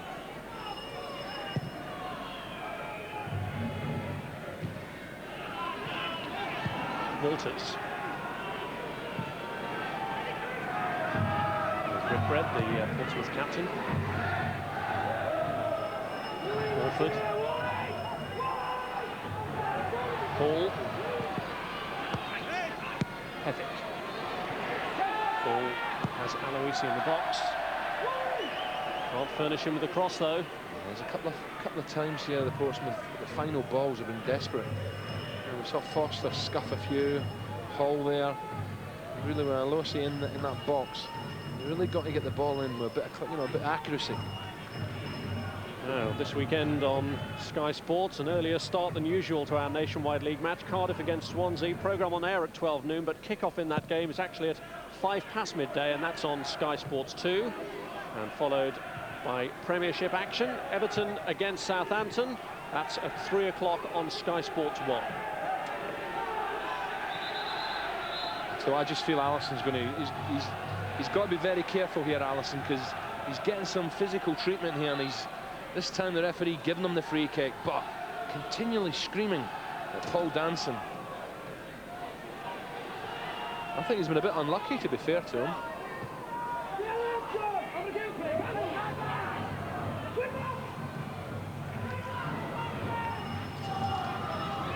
Chris Casper. Nice turn from Foster. It's too short for Hall. Taylor the man in the way. This is Burrows. Swindon's midfield's working hard, closing down, busy. And Bullock looks to be enjoying it in there. That loose play from Walters has given Simpson an opportunity. Good challenge though by Culverhouse.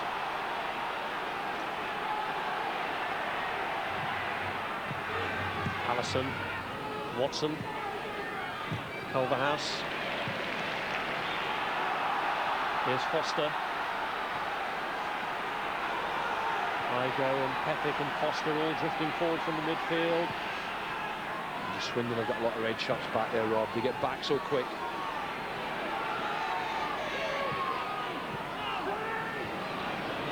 Foster find a way of prizing that defence open.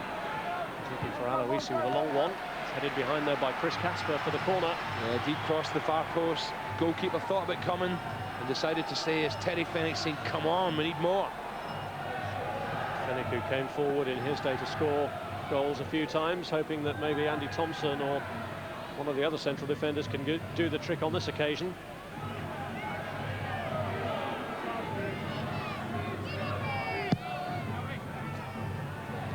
Beyond Perrett. Andy Orford following up. Again, dominant goalkeeping.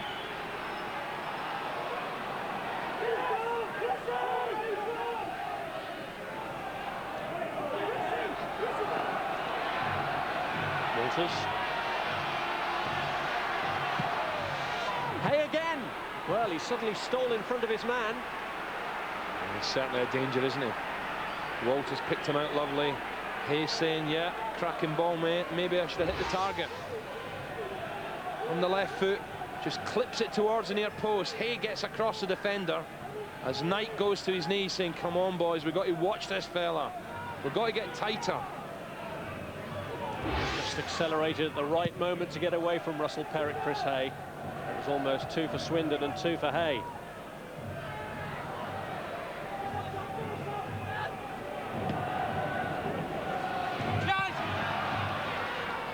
Portsmouth just beginning to run out of ideas now. They need a little bit more width and get early balls in the box, because this fella's thriving on the supply he's getting. 11 goals, that could have been 12, Rob.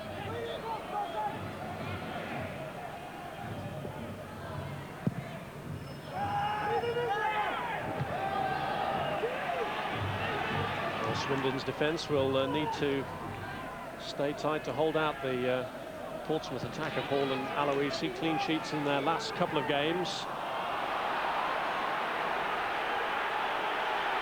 And they're being urged forward. There's a certain amount of frustration settling in now here at Fratton Park. Yeah, there is. I think he's got to get the ball forward quicker with a little bit more accuracy. By doing that in picking out Aloisi. Simpson. Here's Andy Orford. Igo. Paul Hall looking for that. Again, misplaced pass. This fella, really to get the best of him, because he is lightning fast. Good goal scoring record last season, but really hasn't had a chance tonight.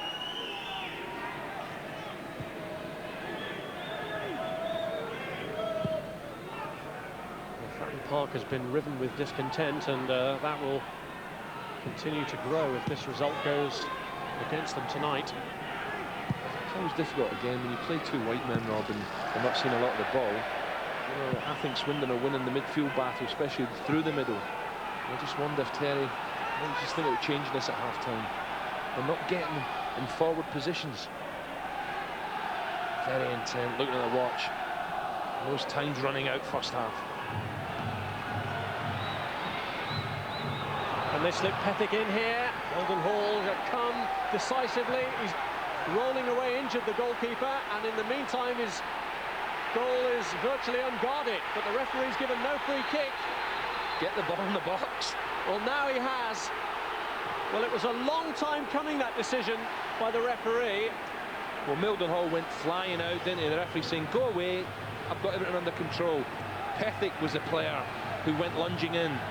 Mildenhall brave, as the ref said, calm down. Pethick's just about to come into the picture now. Mildenhall goes down. Pethick slides in with the right foot. And there's the studs catching him between the legs. And then the ball gets whacked against him. Right, oh, Pethick has missed the ball there.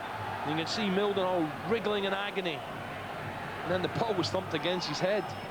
But Pethick, well, I think he had a choice to go for the ball, but he totally misses the ball, doesn't he? Well, the Swindon players were absolutely livid as play was allowed to continue after Pethick's challenge for a long, long time, with the referee not awarding a free kick. Well, he's certainly got a problem there, hasn't he? Oh, just do a few stomachs while I'm waiting. This is serious for Swindon. He's in agony, isn't he? Already their third choice goalkeeper, with Digby going down injured today. Talia, who played in a Coca-Cola Cup match earlier in the season, sidelined. Mildenhall called on as the late replacement. Well, Pethick definitely catched him. I just hope Steve Mildenhall's girlfriend's not watching this, because look at the right foot, bang, oh dear.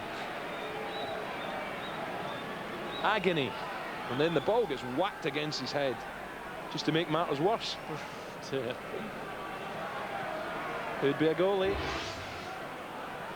Well, he's had his jewellery removed. He's looking as though he's prepared. He's what removed? Jewellery from around his neck. I shouldn't laugh, it's cold out there. And it looks as though he's going to soldier on. Swindon won't mind. It's killed another valuable couple of minutes inside the last 5 minutes now, and Pompey desperately need one back.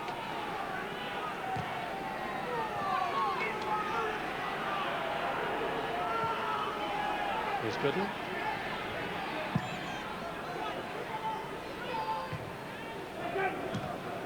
We saw Terry Fenwick a few minutes ago looking at his watch. It's going to be difficult to calculate just how much extra time is going to have to be added on after the stoppages for the injuries to Knight and Hay, and now to Mildenhall too.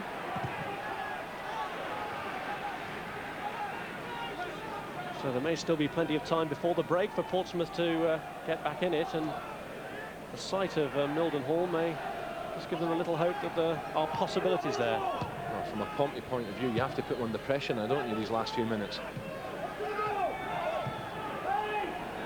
He's dealt with everything so confidently up until now, Mildenhall, and you can see just how much pressure there he's had to resist.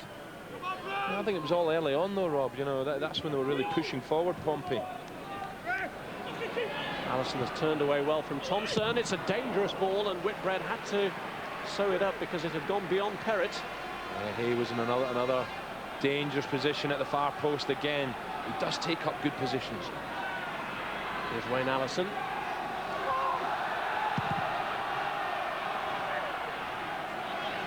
Walters. And here's Hay again. I thought he took the wrong option. A little flick to the head again there, and that was danger again for Portsmouth. There's some testing balls coming in from this side at the moment. Portsmouth have got to be able to deal with it. Gooden. Hit by Taylor against Hall, and that's left 2 up against 3 defenders. Hall, Aloisi to his left, Foster bursting from midfield too. Good skill from Hall. Foster, lovely touch, Aloisi, and cleared off the line by Taylor. Bullock even saves the corner. What a ball by Craig Foster that was. Superb first-time ball. And great defending from Taylor, doing his job superbly well. Really was all hands to the pump then for Swindon. They raced back when Hall and Aloisi were breaking. And as Portsmouth were putting now Bullock involved in a bit of a scuffle. He loves that. He's getting lively out there. He and Simpson were the two who were head-to-head. Bullock walking a disciplinary tightrope, can't afford to push his luck too far. Here's Igo, and that's Mildenhall's ball. Yeah, good catch from the goalkeeper, but really, Pompey should have been on level terms. Aloisi, well, it was great play first of all, wasn't it? Hall comes inside, but watch this for a ball, ping. And Aloisi's on the left foot this time. And perhaps that should have been equaliser. Aloisi on the left peg, bang, fires it. And good defending from the big centre-half. Here's Hall. And he's reached Aloisi with a cross. Simpson. Portsmouth here going through a phase where they're looking a lot more menacing. Orford. Pethick. Igo is wide. Gooden trying to keep him wide. Good defending again. Swindon are very, very quick to get back and regroup, get behind the ball. Good cross from Foster. Igo. Nervous moments these for the visitors. Foster. Watson tried to clear. And Gooden takes the second bite at the cherry. This is better from Portsmouth now, pushing Swindon back again. Pethick. Foster. Too many players there.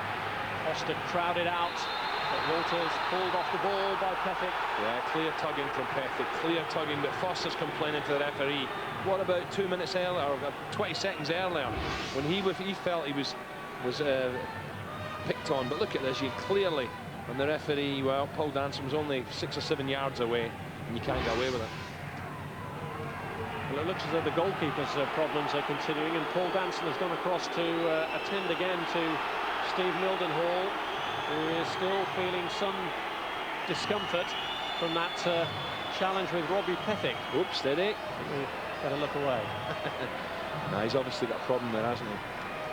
But Pompey, well, Steve McMahon looking at his watch, thinking, you know, this is all we need, 1-0 away from home. Not another injury. He's definitely got a problem. And so is Terry Fenwick at the moment. It's just not happening for Pompey. Half chances, Aloisi involved, but this fella's rode his luck. Apart from some good goalkeeping. I think the physio's just saying, come on, you get a couple of minutes, it's half-time, and have a good look. Well, they're hoping that he can struggle through till half-time, but what the sight of this wounded soldier must be doing to Portsmouth's confidence isn't bear thinking about. Steve McMahon desperate not to give anything away.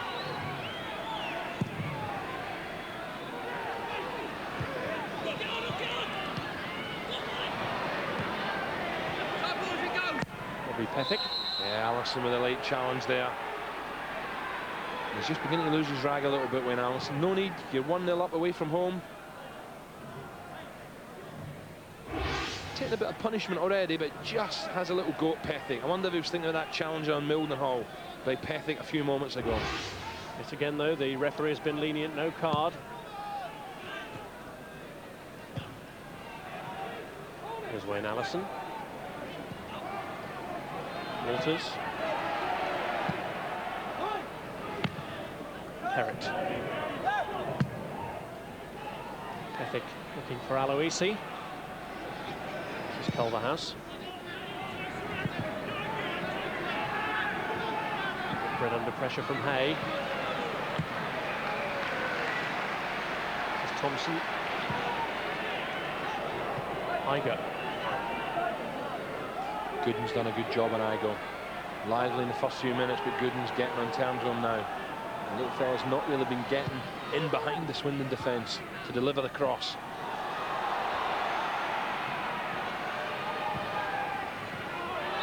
Well, Hayes' foot was raised there on Adrian Whitbread. Pompey complaining, saying, come on ref, we're running out of time here, let's get the game going again. I think the referee's done well, Paul Danson, just letting you know he's controlled it nicely.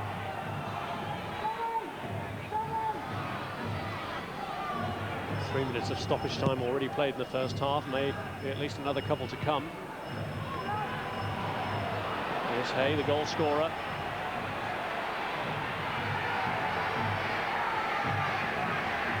Hobson's made a break from the back. Gooden's getting into the box too. No messing around there from Fitzroy Simpson. Good play from Hay, wasn't it? Because he took the game right in behind and Simpson was getting back. But gaining valuable ground as time slips away towards half-time.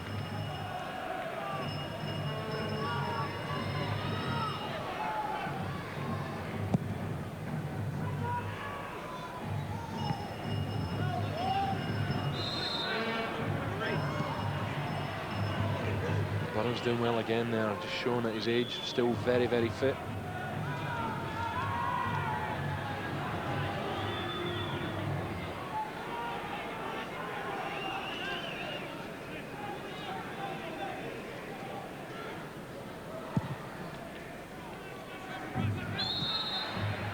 Allison just holding on to Whitbread.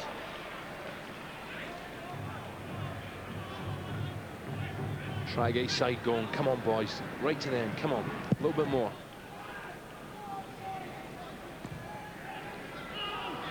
Thompson. Cleared by Bullock. This is Foster. Simpson.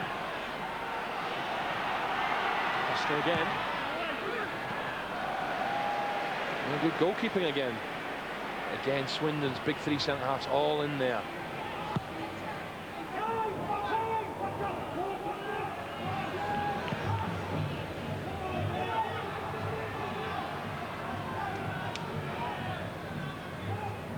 Though Mildenhall will be able to get through to half-time when presumably there'll be intensive treatment after that skirmish with this man Pethick. He's picked out Sammy Igo. Could be a late scare here. Blocked in the end by Taylor. This is Simpson. Good blast from him. And that's what Portsmouth need, because the goalkeeper is, I tell you what, he's in all sorts of problems. He really is, Mildenhall.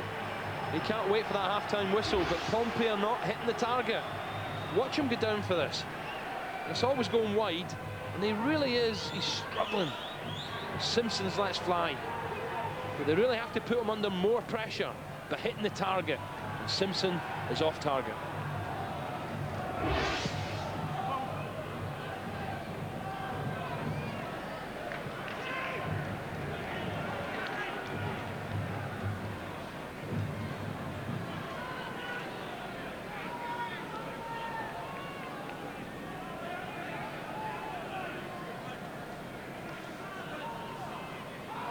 Here's Watson.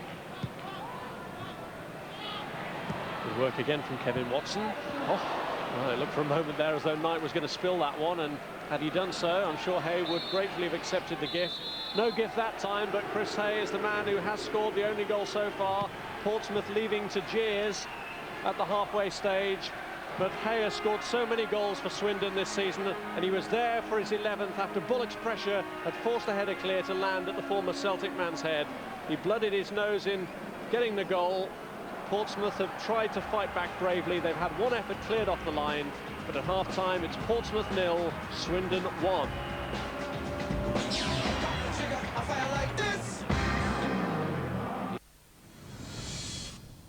He's prepared. We got ourselves a broken arrow. Broken what? Well, we call it when we lose a nuclear weapon. To go to any length. $150 million. To get what he wants. I don't know what the big deal is. Only one thing stands in his way.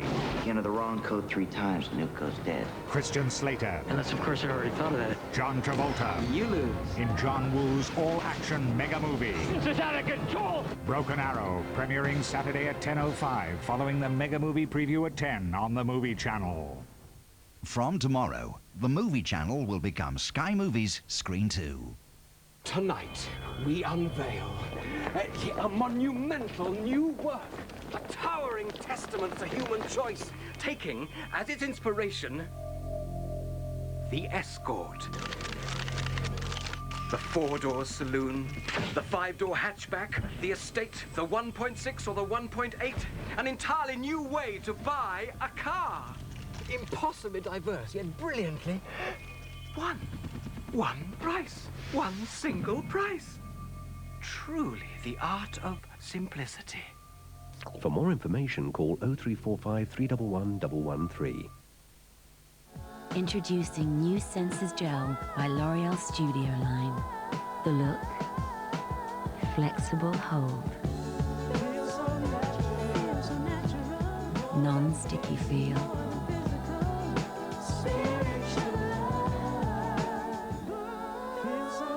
Fresh scent.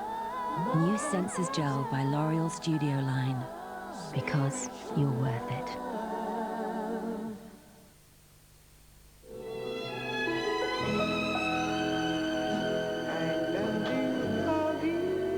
Orange understand that some people can't use a mobile phone at work.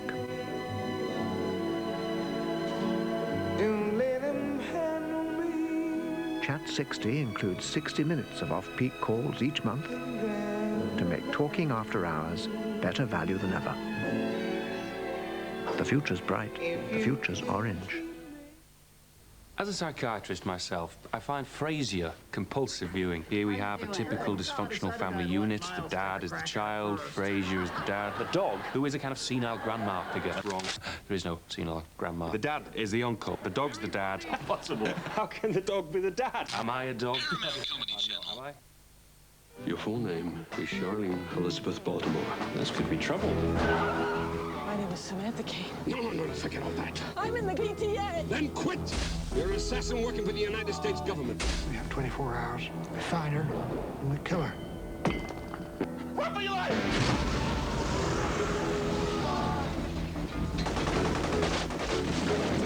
Charlie Baltimore's alive, sir. The biggest new releases are always in Woolworths. For us computer fans, PC World has got the lot. Britain's biggest choice. All at the low, low prices we like. Plus expert advice and upgrades. In-home installation to get you started. And 24-hour helplines. Any questions, just ask. That's what we're here for. We'll find the perfect PC for you. Welcome to our world. Don't miss it. PC World.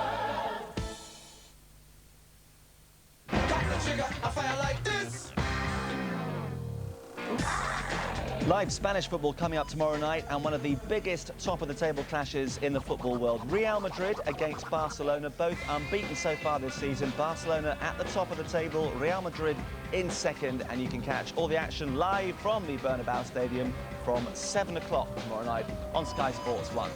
Half-time at Fratton Park. It's not looking good for Portsmouth. They trail Swindon by 1-0. Chris Hay, the man we talked about, getting the all-important strike. Only one effort on target from the visitors, and it did end up in the back of the net. No bookings, 1 or 2 fouls, and one that Steve Mildenhall's lower half will remember for a very long time. Could prove significant. The action areas, well, Portsmouth had more of the ball in Swindon's final third, but Swindon have soaked up the pressure and they've edged it in terms of possession. There's one match going on in Division 3 tonight. They're into the second half. Colchester leads Scunthorpe 3-1. Chris Hope has just called one back for Scunthorpe in the second half. Isaiah Rankin, Paul Buckle and Mark Sale put Colchester 3 in front before half-time. Frustration at Fratton Park, 1 or 2 chants of Fenwick out from the home supporters. Swindon just 45 minutes from going top of the First Division. Paul Walsh is my guest tonight. Paul, what have you made of those first 45? Well, Portsmouth started quite brightly, didn't they? They had a couple of efforts on goal and generally looked quite threatening. But it only did last for 10 minutes, and I think they maybe got the feeling that once it wasn't quite going their way, you know, they went off the boil a little bit, and Swindon definitely got themselves back in the game. And then that man, Chris Hay, came into the situation. Yes, he's a star. Goal number 11 for him. Walters with the cross, and Hay seemed to assess the situation perfectly. Yeah, I mean, as Mark Walters cut in there, I think Russell Perrett's come out with his arm up trying to play offside, but Craig Foster was racing back, tracking his man there, and I think, you know, that's why Russell Perrett's took his eye off Chris Hay, who's just got that yard on him, stole him behind him, and a brave header, you know. He got a nasty blow to the nose as a result of it, but it didn't put him off. He had another chance, actually, just a few minutes after that. A few minutes before that, Mark Walters had signalled Swindon's intentions with a very clever effort from, what, 35 yards? Yeah, that's right. He just cuts inside on his right foot, shapes up as though he's going to go for power, and draws Alan Knight off his line of touch, and then just tries to lift it over him. Brilliant effort, and very unlucky not to be a bit closer. Well, he's been a star player in his days at Aston Villa, Rangers and Liverpool. 33 now, Mark Walters, but he still has the ability to do something special. Portsmouth did start quite brightly, as Paul said. John Aloisi, 6 goals so far this season, but generally they've been disappointing in that final third, haven't they? Yeah, I think Swindon have defended well when it's got to the last third or the edge of the box. You know, they've been there in numbers and forced Portsmouth wide, and when they've gone wide, they haven't got that many quality balls into the box, and that's why they haven't created that many chances. I don't think they've had enough bodies in the box at the same time either.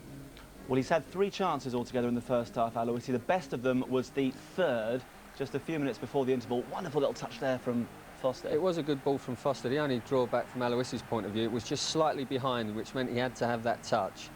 And then when he does get it under control, it's given Taylor time to get back behind his keeper and do a great bit of defending for Swindon. Frustrations as far as Portsmouth are concerned. Real pain, though, for the Swindon goalkeeper, Steve Mildenhall, only 19 years of age. He did really well early on, Paul, didn't he? Because he had a test at the feet of Paul Hall after just a couple of minutes, coped with that, and then he gets this very nasty knock. That's right, he came out early, caught a good cross early on, then he had the incident with Paul Hall where he did very well, and this is very painful to say the least. Yeah, I mean, Robbie Pethick, I think, is entitled to go for the ball, but as he's got there and he realised he's not going to get the ball, his feet sort of changed direction and, well... No yellow card. I mean, he didn't really get a talking to from the referee. A bit surprised? Well, my initial reaction was that, you know, he'd gone for the ball, but, you know, we've got the hindsight of seeing 3 or 4 angles of it, and, you know, he did catch him in a bit of a naughty place, to say the least, and I feel sorry for Mildenhall that he's got to perform in the second half with a bit of pain, really.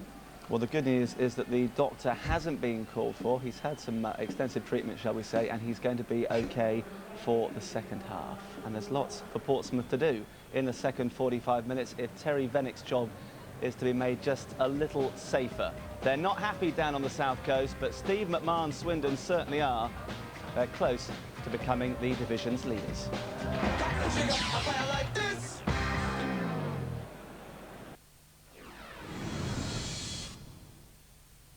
Coincidence? Hello. You doing a bit of window shopping? Not exactly. What are you after? For the boyfriend? Oh, yes. But it's a bit of a sore point at the moment, actually. Been difficult, is he? It's his last girlfriend. She's still on the scene. Lucy, isn't the time we were getting off? Comeuppance. I'm sorry for what I did. You're the scum of the earth. Combustion. Premiere drama continues in Dream Team. Tuesday at 6, Sky 1.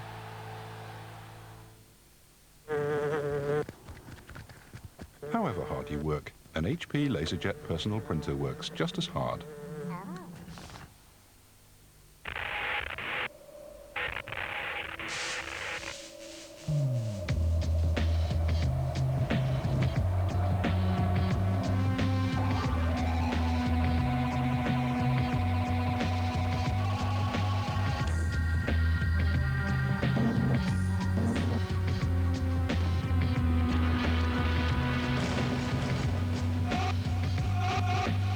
In today's crazy world, you have to keep your defenses up. So for your security, this Corsa has central locking, security deadlocks, and an electronic engine immobilizer.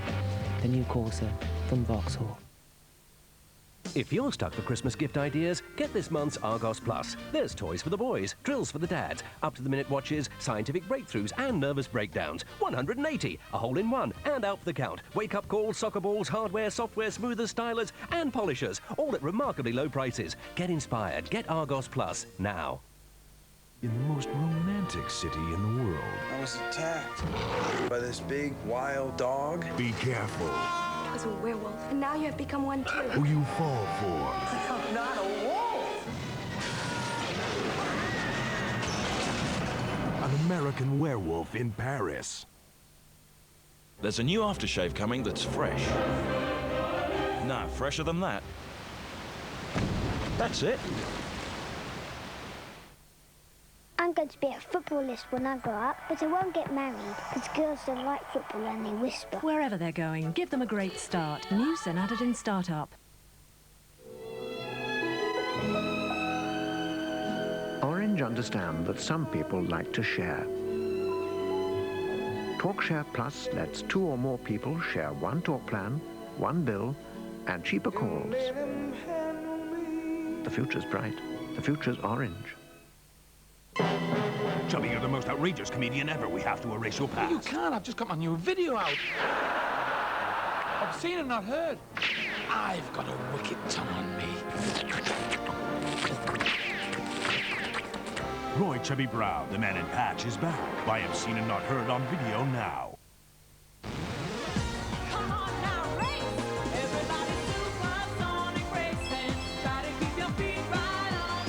With Sonic R, are you smart enough to compete as Supersonic?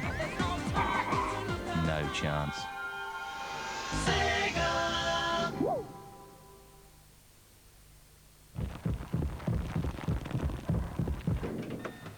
Think bigger in business with an HP A3 printer. A London derby, and West Ham, the pride of the East End, are out to maintain their impressive home record. Against the Premiership new boys from South London, Crystal Palace, who are having to learn to compete with the best. It's more than a game of football, it's a masterclass at the Academy. 4th Monday Night Football live from Upton Park, Monday at 7 on Sky Sports 1, just part of a great weekend of football on Sky.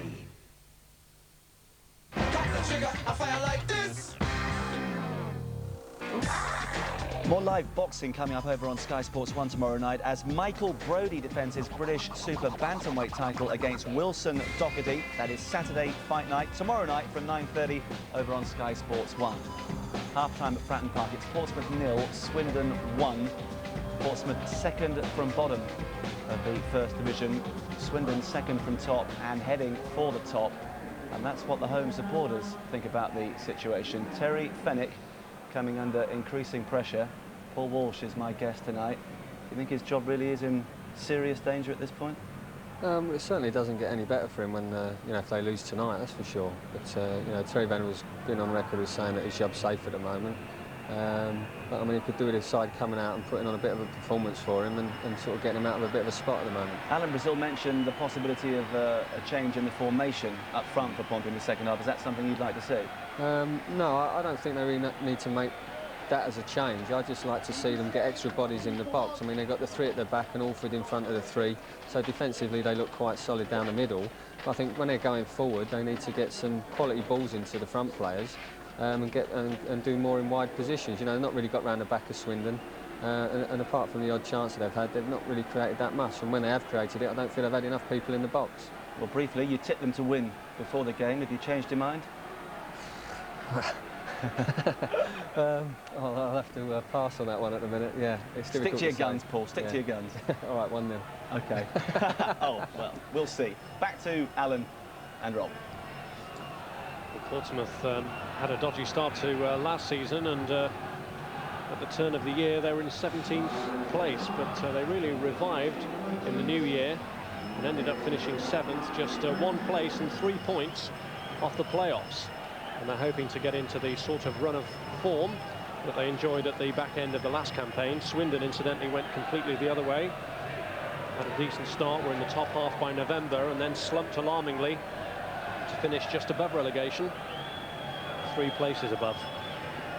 But Portsmouth, well, they know the feelings of the fans. They were made patently clear at half-time when they were jeered off, and it's the responsibility of the same 11 players that started the first half to turn around this situation in the second.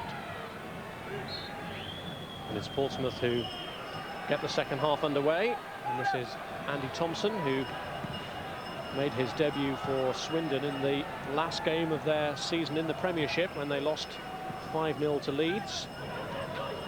He subsequently left under Steve McMahon's management. Here's Fitzroy Simpson. Paul trying to slip his way behind the defence. Lovely layoff to Fitzroy Simpson, and Aloisi denied at his feet by Mildenhall. I'll tell you what, if the keeper got a hand in that, it was a smash and save.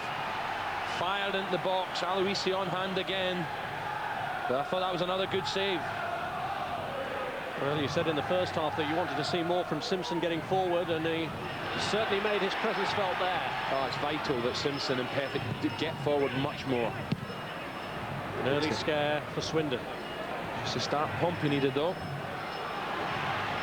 What they don't need is another opportunity for Hayes. Being forced out wide, and that's a strong and late challenge from Andy Thompson. He's just got to be the first yellow card, Rob.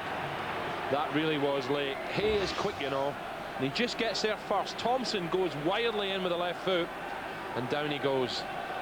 I don't think there's no escaping this one. Well, if this game had been taking place tomorrow, Andy Thompson wouldn't have been able to play because he's already facing a suspension after his sending off against Bradford, and now he gets a yellow card.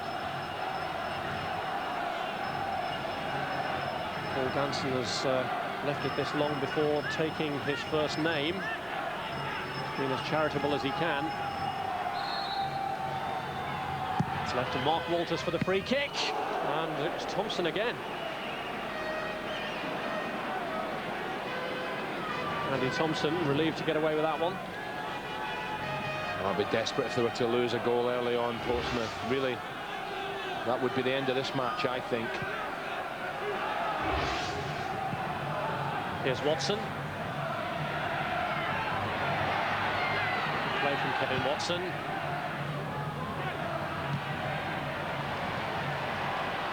A sluggish start to the second half for Swindon, but they've certainly livened their ideas up. Here's Watson.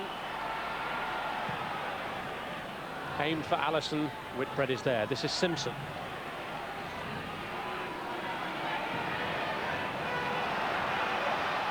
Foster. Hall. Here's Simpson. He's looking for Aloisi. Taylor, the player scrambling to get back there, coolly headed away to Gooden. He's played well, Taylor. Hay has left it well and completely deceived Thompson.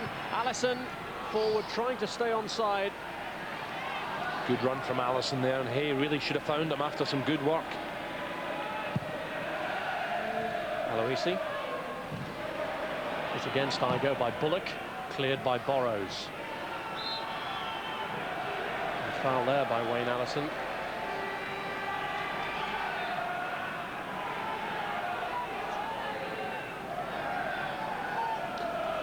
Yeah, Mildenhall. It looks to have got over that knock early in the first half, because this is a smashing save. Whipped into the box. The Simpson, Aloisi getting right in there, and that's a brave left-handed save from Mildenhall.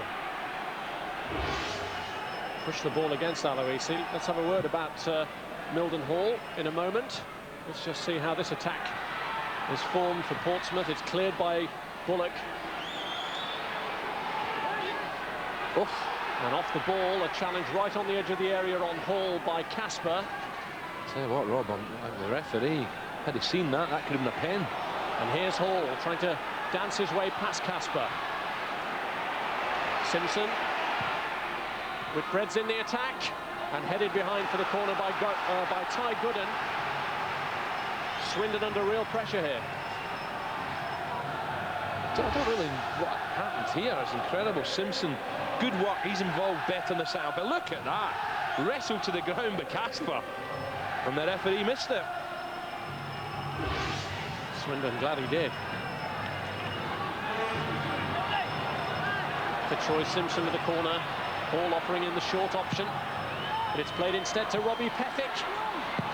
Cleared by Allison. Here's Walters.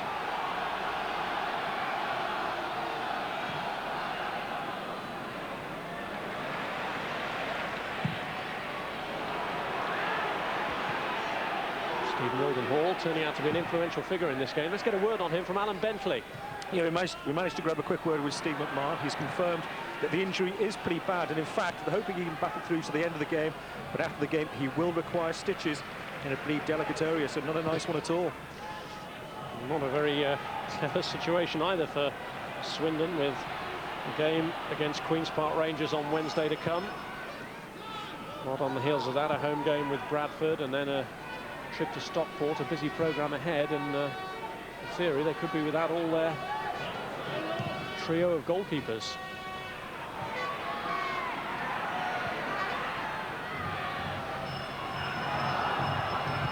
Watson, not sure that's what he intended. Safe goalkeeping. Yeah, he's definitely struggling, isn't he? But really, Pompey have to put him under pressure. I know it's a bad injury. You feel for the keeper, but Pompey have got to put him under more pressure. I go with that very intention. Has won the corner. It's not been a bad start for Portsmouth this second half. OK, no goals to show for it, but they are pinning Swindon back. Big guns are going forward. The last corner manoeuvre when Pethick came forward to receive it isn't about to be repeated. Simpson will want to put the goalkeeper under immediate pressure here. Thompson went for it, and a flying header, brilliant save, Perrett's header, and tipped round at full stretch. Well, this fella, 19, he's going to make the headlines tomorrow, no matter what happens. This is a great save. Flighted ball, you can see all the bodies in front of him. Simpson's in front of him, headed. Now that's sneaking into the far post, and that's a great save. Another corner floated in, Thompson goes in for that one, and pushing by Thompson. But what a save that was. Yeah, a little wink, and he knows he's having a cracker. And this is heading right for the bottom corner. Look at this. Oh, superb. Fairy tale stuff, isn't it, at the moment for 19-year-old Steve Mildenhall.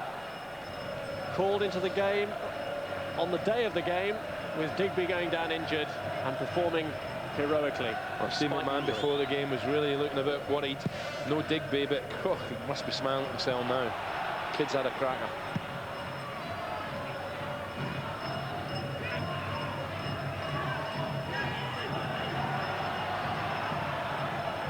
Simpson.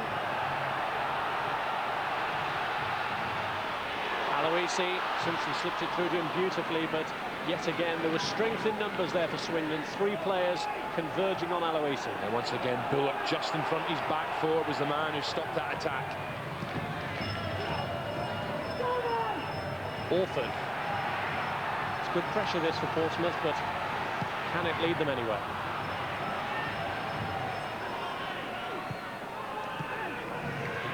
Foster. Sammy Igo. Orford. Away from Walters. Pethick timing his run. Both wing-backs are certainly getting forward more now, aren't they? I think the message is clear from Terry Fenwick: get yourself forward. Clearly something has got to be done to lift the anxiety that's built up in the crowd, and Portsmouth making a fight of it in this second half. But Terry Fenwick with an understandably anxious look on his face. He needs a result, doesn't he? You see in his face, desperate for an equaliser, and then hopefully a winner from Terry. The strength of that famous bond with his chairman Terry Venables will be sorely tested if results continue to go as they have been.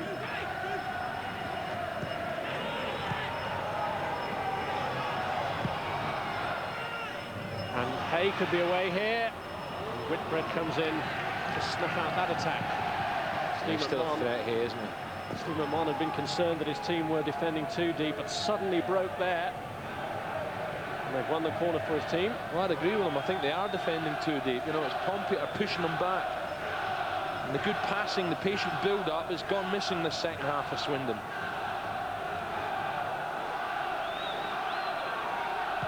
Second goal for Swindon, and Portsmouth's good work could go out of the window. It's cleared by Whitbread. Here's Watson. Well taken by Knight. Yeah, I think that was deflected as well. Knight right behind the ball. Here's Hall. Igo's made a great break to the left and wants it played now, and he gets it. Sammy Igo! Marvellous save again!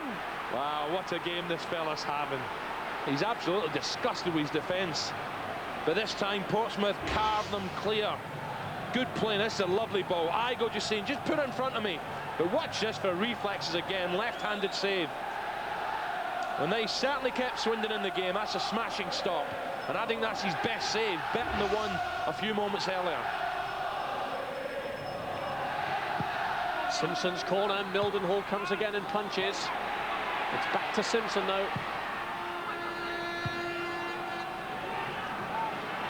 Orford.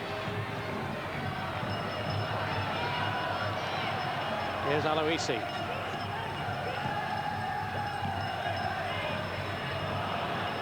Portsmouth are probing away, looking for weakness in the goalkeeper.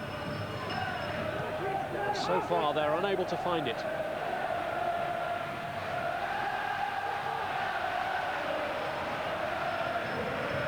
Despite the injury, Mildenhall has heroically flung himself at everything. Here's Aloisi. Had to steer that one through cleverly, and a more calmer ball for the goalkeeper to deal with. But he's certainly keeping his head. I think it's a smashing save. Really, it's all about angles here and reaction. Off the left wrist, onto the knee, and safely wide for a corner. Superb. Steve Mildenhall was used by Steve McMahon as an outfield substitute against Tranmere, even though McMahon himself was on the bench that day. But no question about where his best position is, I think. Pompey must be ruining the luck here, because they really have started well second half. And Igo is away. Yeah, a little bit tame at the end there. Doing well. They had a clear look at goals. Terry Fenwick saying, come on, that's better. Keep it going. It'll come.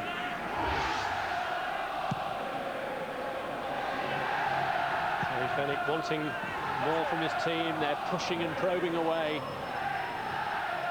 And the fans are still behind them, singing the Pompey chimes away to our left. And you just wonder, Rob, they've had half chances here and they're not going in. Not doing a lot wrong at the moment, but they're up against a goalkeeper who just refuses to be beat. And here comes Gooden. Good break from Ty Gooden. Dealt with well by Foster. He's a classy player on the ball, Foster. I'd like to see him more on it. And Igo trying to play Aloisi in. Foster and Hall racing to get into the area. It's over Hall's head, and Culverhouse turns it behind for the corner. Well, Hall decided to go in front of Culverhouse there, and I don't know if Ian Culverhouse was clever or lucky, because the ball was flighted to the far post, and really Hall was the wrong side of Culverhouse. The pressure is relentless and continues now from Simpson's corner. Whitbread going in for it and appealing for a handball there against Taylor. They're surrounding the referee, claiming that Taylor handled it. Well, I think with a demonstration like that, then clearly there was a hand used here. There's no doubt about it. Whitbread's claiming there was handball. Let's have a look. So the ball's fired in, there's a bit of tug shot and pulling, and that's handball. There's no doubt about that. Taylor's rather lucky. You could tell the way they ran after the ref, Rob.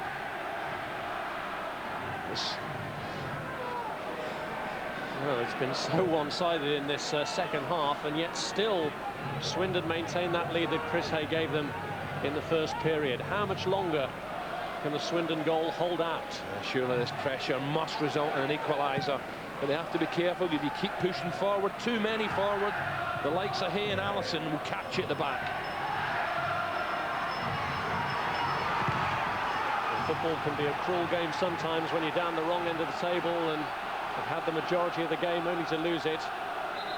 So it happened only a few weeks ago with Huddersfield, and Portsmouth find themselves in a similar predicament down at the wrong end of the table, just 5 points clear of the bottom club, and needing this result desperately. Foster trying to pull them back into the game. Cleared by Borrows.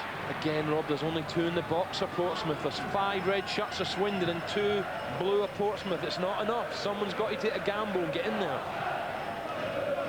Surely the time is beckoning when Portsmouth have to adopt that more cavalier approach. Here's Orford. Hall getting into a lot of wide areas and meeting his match there in Casper.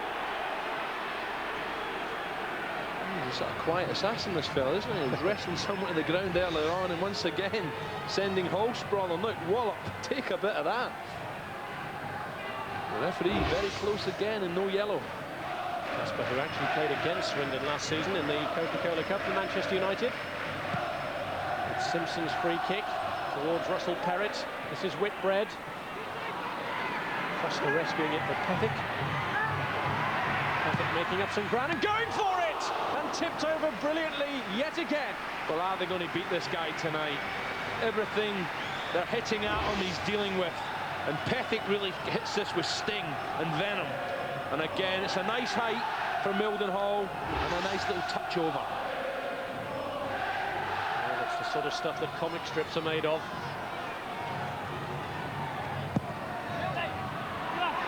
He was struggling to get through the crowd for that one, but Allison dealt with it for him. Pethick. Whitbread. Pethick. Perrott staying in the attack, so too is Thompson. Aloisi waiting at the edge of the area too. That's the goalkeepers. Yeah, nice height again. Once again, comes straight out, commanding, and takes a clean catch. But Pompey now, at long last, are getting people in there.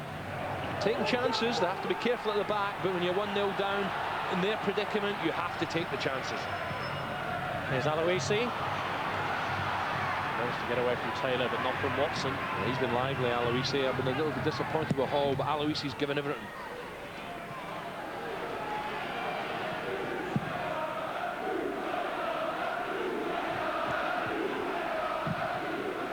Borrows.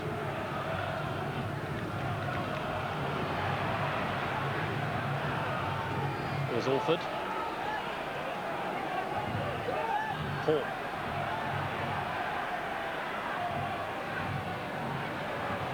And away from Watson.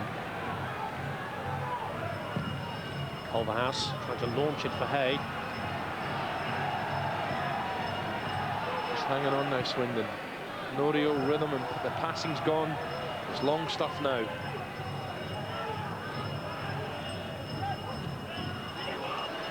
Still a lot of time for them to hang on, but they've got plenty of character in their team, plenty of experience too, with the likes of Culverhouse and Borrows.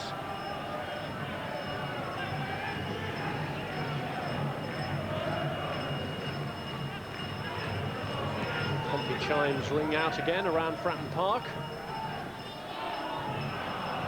Frustration there for Aloisi, though, as Orford's ball goes astray. Just look how dominant the home team have been, and yet still cannot find that crucial breakthrough. He's had a few chances, hasn't he? Half chances, you could say. But tremendous goalkeeping from Steve Mildenhall.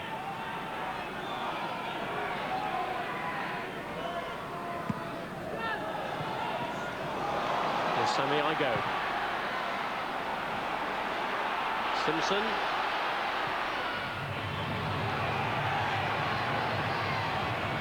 Ball. Well, he had 4 players in or around the edge of the penalty area. Wanted to do it all on his own, though. It's not been a great night for him, has it? Just taking on the fullback, coming inside. It's got to be a tremendous shot. Goes to the near post. Again, Mildenhall's got it covered.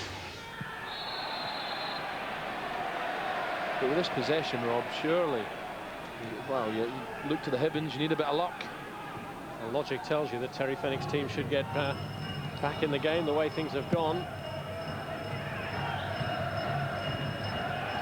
I think we're time for a change, I think. Maybe we're about to see John Durnin coming on.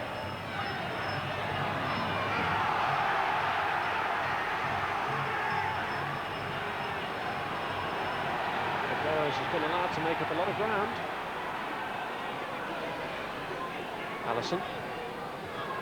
Walters. Igo's done a lot of pressing and got through a lot of work in the second half. Whitbread. To Simpson. Ball.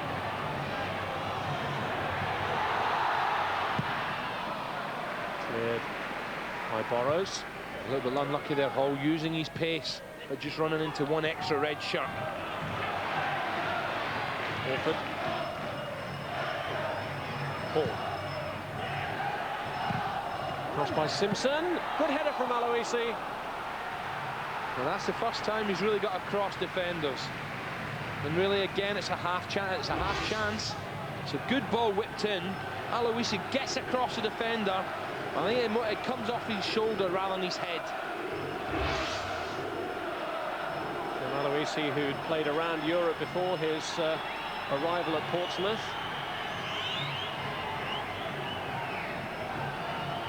Portsmouth hoping to make a substitution in the next break in play. Sammy Igo is the player who'll be taken off as they look to throw on an extra attacker. Maybe they'll get that chance now. John Durnin, the former Liverpool man, coming on to take the place of 22-year-old Sammy Igo. I have to say, Rob, the crowd don't like it. A few boos here. They felt this little fella's got to do a lot of work. Perhaps the final ball hasn't been good enough. In comes Durnin. What can he do? Can he get them back in? Igo's a 100%er, but the hope is that Durnin can do something to pep up the attack. As if he's just gone in off the front two.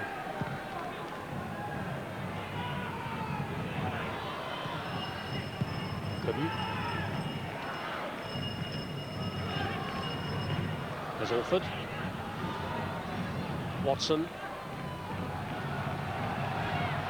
Aloisi. Yeah, good reffing again. He was about to let it go, but decided the advantage was lost. Insistent, though, that the free kick taken from the correct position. He hasn't missed much, has he, Taylor? Taylor's been outstanding at the back for Swindon. Craig Taylor, the younger brother of Sean, who performed so heroically over a long period of time in Swindon's colours before he left for Bristol City.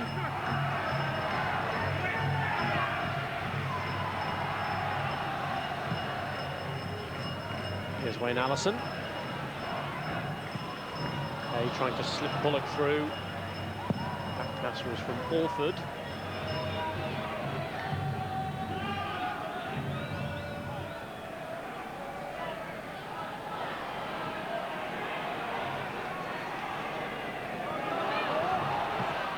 Simpson looking to release Hall. Turning and Aloisi wait in the box. Crosses by Simpson. Headed clear by Borrows, only to Foster. And here is Hall, the flag is up. Oh, nothing's going right for them, is it? Nothing's going right. It was a cool finish. Pethick remonstrating with the linesman. It's getting desperate stuff. This is a beautiful ball, and what is wrong with that? Nothing. That is a good goal. And Hall's finish, superb. And that should be 1-1 in my book. Well, it looked as though Taylor was playing him onside, but it's been ruled out, and that probably just about sums up Portsmouth's luck so far. Is it about to change? It was a great ball by Foster as well, wasn't it? He is a bit of class when he's on the ball, Craig Foster. But that's so upsetting if you're a Pompey fan. His cross. There's Pethick, who demonstrated long and hard about that controversial offside decision.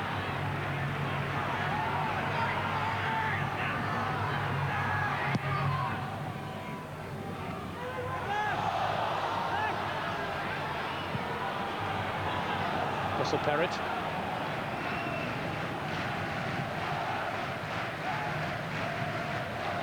Aloisi. Swindon really have been pegged back. And Pompey, for all their effort, still playing with a lot of enthusiasm and passion. Terry Fenwick needs more than that. Turning. Here's Hall. Aloisi was free. He went for goal again. And he's been in the thick action, hasn't he? But again, just behind it, good angles. Well, they've had an effort cleared off the line. They've had one ruled out for offside. They've been up against an heroic young goalkeeper. It really hasn't been Portsmouth night so far. Is it all about to change? Foster. Not to be again. And again, heroics from the big centre-half. Taylor has really been a rock back there. Well, they've occasionally looked threatening from these sort of situations. Simpson will know that yet again Thompson and Perrott have gone forward. Durnin poses a new threat. Cleared by Bullock. And back off the head of his own player, I think, Culverhouse.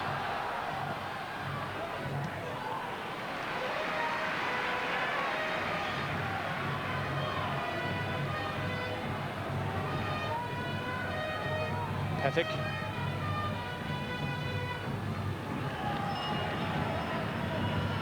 Simpson.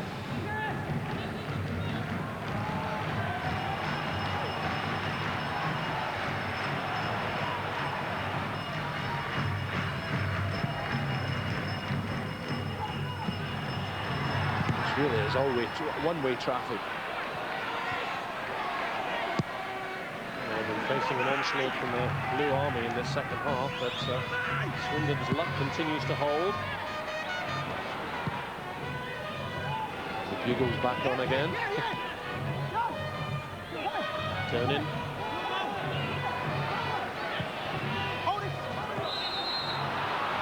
Another flag for offside. A little less controversial than the previous offside decision. Yeah, when your job's in the line, you need a bit of luck. And Terry certainly didn't have luck. There's no doubt about it. This was, for me, in my book, a goal. This is a great pass. Look there. That's clearly onside. It's not even level. And I'm sorry, that's a bad mistake. It's a great ball. Up goes the flag. No, no, no. It's still down. And then changes his mind. Well, I say, it doesn't matter how late the flag goes up as long as the decision is right, but clearly that wasn't the case then.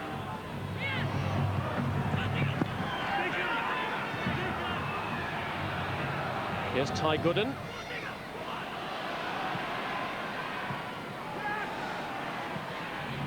Durnin. Ruben Gooden trailing in his wake. Aim towards Hall. Casper's ball though. Bullock. Casper again hit that one against Foster. Again, Bullock just in front of his centre-half. Foster trying to get forward more and more now. As I said, when he gets on the ball, he makes things happen. First half, he wasn't on it enough. But Swindon, to be fair, have defended well. None on this goalie. Reminder of more football action coming up on Sunday. Nationwide League action, Cardiff against Swansea, Sunday at 12 noon. Kick-off in that match, 5 past midday. That's on Sky Sports 2. And then in the Premiership, Everton against Southampton, also on Sunday, 3 o'clock. That's on Sky Sports 1.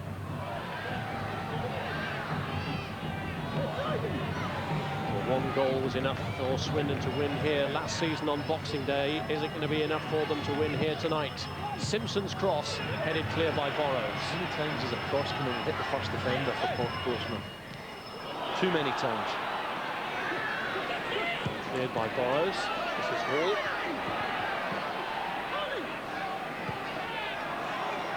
Simpson to try his luck again. Gets this one in. Not cleared very far, only to Durnin. And the initial clearance may not have been the best, but the blocking of Borrows did the trick.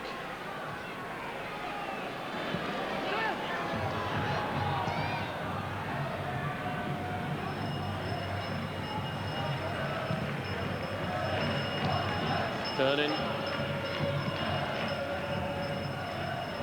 Almost by Aloisi. The Swindon defence has been a bit of a punchbag in this second half, with Borrows making sure that the punchbag holds out. Yeah, Taylor tried Borrows, and that was a good block, as Durnin could easily have scored from almost point-blank range.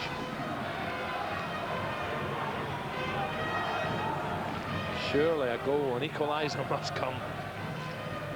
Well, they've taken a real battering, but they've managed to withstand it so far. And now just over quarter of an hour left. Yeah, Terry will be feeling the pressure now, 15 minutes remaining, but Steve McMahon, he won't mind this. Top of the table tonight, if it stays the way the same. Although he won't be too deceived by that, going top at this early stage of the season, and they will have played 2 games more than Nottingham Forest. Middlesbrough, currently in 3rd place, are making a pretty useful surge up the table too. It's getting this good run of results going, and although they didn't merit many forecasts from the pundits as promotion contenders at the start of the season, Swindon are making sure now that they're being taken seriously. Given away dangerously here to Hay, who's scored one already, and he's past Thompson. Thompson getting back. Claims for handball. Hayes screaming at the ref. I think he just done too much there. Took too much time. Allison had given him a great run. They could have done it earlier. It's a rare scare for Portsmouth in the second half. Here's Orford.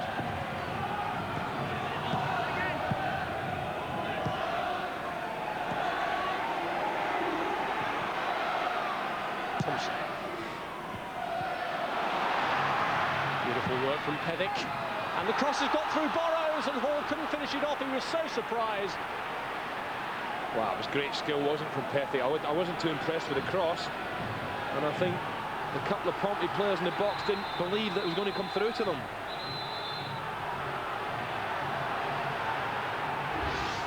Great skill, just allows it to run. You see Durnin try to get in there, Hall try to get in, and when it falls to Hall, he can't believe his luck. This is Hay making a good run across the box. Is this a handball? I think it is, but surely not. No intention.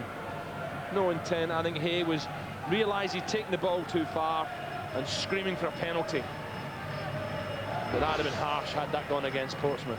Paul Danson was in no need to give that award. Hold up here while Foster has his injured ear dealt with. I think he might have just played his last part, Rob. I think he could be coming off. Good on the ball, comfortable, bit of class, looks for the run, he'll find it. I don't think he's too happy. Can't get a connection on his phone.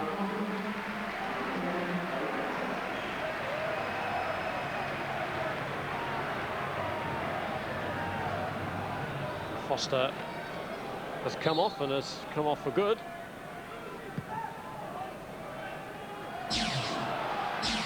Alan McLaughlin comes on to face his old club. He scored 4 times in the last 6 league meetings against them. They don't care what the source of the goal is now, they just need a goal from somewhere, Portsmouth. Could McLaughlin be the man to provide it? He scored some pretty crucial goals in his time. One remembers the one he scored for the Republic of Ireland against the North that secured their qualification for the last World Cup. Wasn't called upon by his country for the midweek playoff against Belgium, but who knows, maybe involved for the second leg.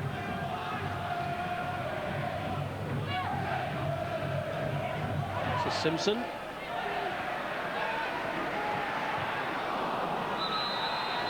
McLaughlin had made one of those trademark breaks from midfield, but Durnin couldn't find him and the flag was up anyway. I can't help thinking there's going to be some major complaints about that offside goal. Still, we'll make mistakes. No complaints from Swindon, who could be sitting pretty at the top of the table tonight. The injury to this fella really has. You'd have thought that it could have turned the game, but he's been superb.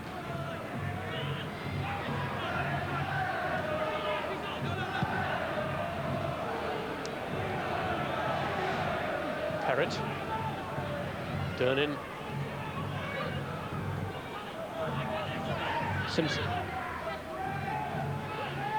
Here's Durnin again. Given away to Burrows.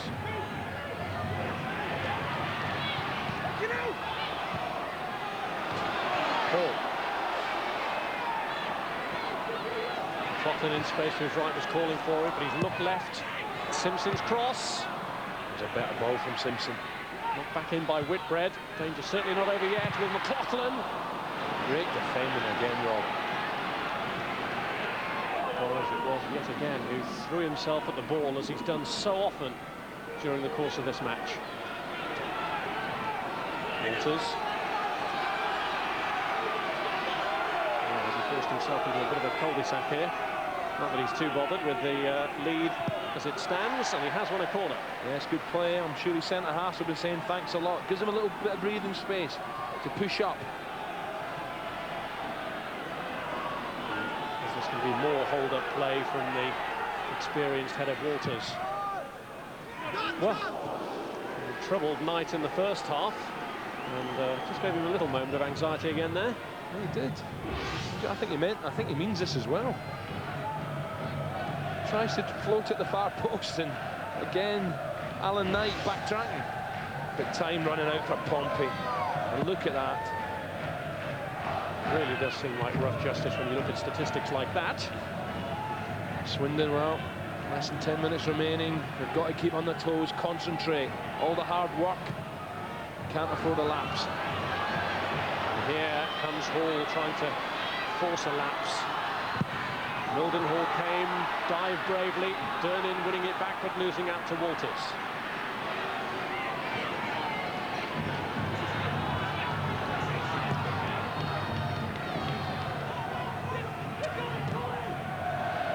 Cleared by Perrott.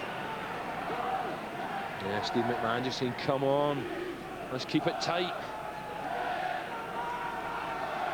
Well, they often say that how you end one season is an omen for how the next will begin, but despite the bad run that they had at the back end of the last campaign, this is better than all their dreams. The start that they've had to this season may be even better here, but Walters can't finish off the move. Yeah, Allison's very angry with him. He felt he could have just played it right across the 6-yard box. Wayne Allison. Good 1-2. Pompey going to sleep a little bit. Hay with a wall pass, super pass. And really, a little ball across the 6-yard box, I think, would have been better. And Mark Walters, look at Allison busting to try and get in there. Can't hit the target.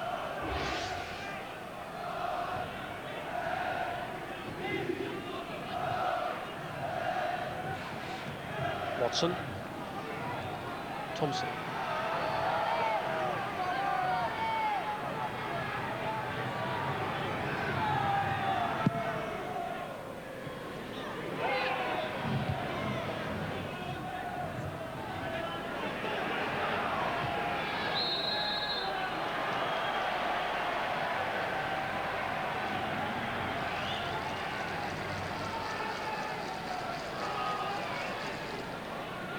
McLaughlin over the free kick. And the Orford there too. Whitbread's up there, they're all up there. McLaughlin looking to place it in for Perrott. Cleared though by Allison.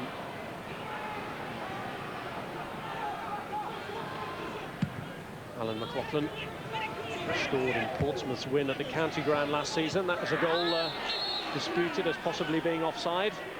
But tonight's controversy may well surround a goal that might have been that was ruled out for offside. Certainly I would imagine Terry Fenwick will have a few complaints about that. Well, he's going to be raging, don't worry about that.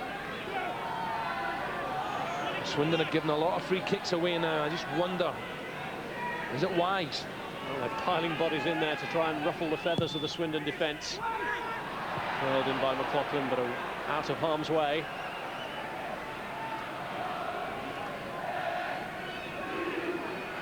Yeah, McLaughlin will be disappointed, but I'm sure that goalkeeper, that youngster, 19-year-old Steve Mildenhall, absolutely delighted seeing that ball go harmlessly wide, and really he has to be the man of the match.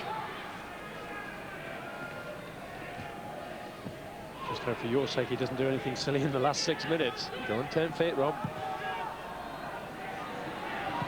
Here goes Hay. And it was a good effort. Right across the face. Well, he is a constant threat, isn't he? He can be out the game for 10, 12 minutes and suddenly give him a chance. He has a little look to see where the keeper is. The only thing he's thinking about now is the far post. Left foot and just drags it. Nice good angle and well wide. I wonder if Swindon may be too reliant on his goals. He said when he came to England that all he could ask for was a decent run in the first team. He's responded with goals. But if he was to be out, where are the goals going to come from in this Swindon side? Where's the equaliser going to come from for Portsmouth, if there is to be one? Whitbread. Pethick. Alan McLaughlin. Number 8, Fitzroy Simpson. Durnin trying to time his run. Yeah, I think there's a knee in the back there. Brian Burrows down. He's played so well. Heading back to Coventry, it looks like. And this time taking a knock in the back. I think it was a knee from John Durnin. But he's played ever so well. There it is, the right knee. Good climb from Durnin. But ooh, that hurts. Brian Burrows' eye on the ball. Takes a little bit of an elbow as well. And he'll be in no rush to get up. Burrows, who's done his level best to use his vast experience to protect the young goalkeeper. But when Mildenhall has been called upon, he's done everything that could be expected of him, and more. Well, he might be a wee bit sore tomorrow, though, Rob.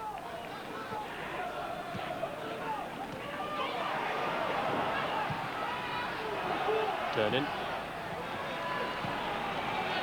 Pethick. Aloisi trying to slip ball in behind Culverhouse, but from the Norwich man sliding in. He made Hall's mind up there. Good ball inside the fullback. What a pump he got. A few minutes remaining.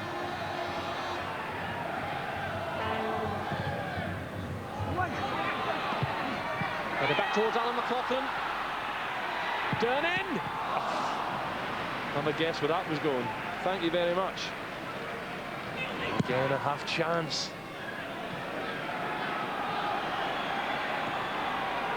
Three minutes to go. Swindon's run of games without a win looks like running into double figures. First time that that's happened in 7 seasons. Here's Wayne Allison. A good play, just holding it up. Walters. Skill from Walters. He's gone for it again. Seemed determined to get on the score sheet one way or another tonight. And that's his favourite trick, isn't it? Just foot over the ball. Just that one there. Comes in the left foot, and that was always high.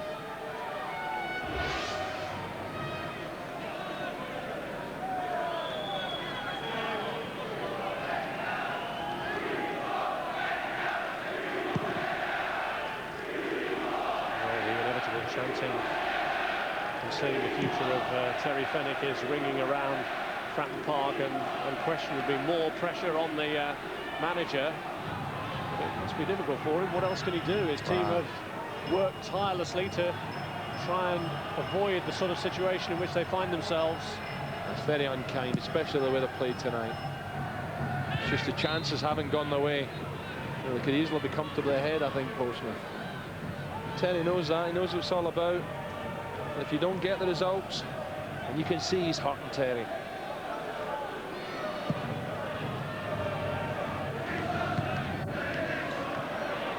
It's a regular feature of the modern game that crowds are looking to the manager, or sometimes the board of directors, as scapegoats when results are going against you.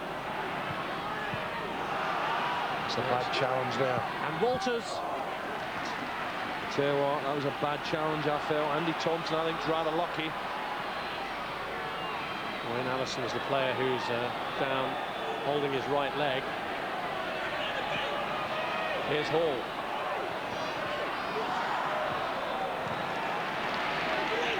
Simpson. And here's Hall. Aloisi going in there, the goalkeeper's got it away. And then it was cleared by Gooden. It's just not going to be Pompey's now. That's the first mistake from Steve Mildenhall. Spilling the ball and riding his luck.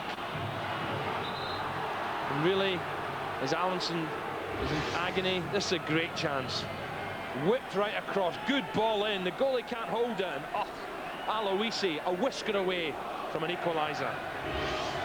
Aloisi has regularly found the goalkeeper diving out at his feet.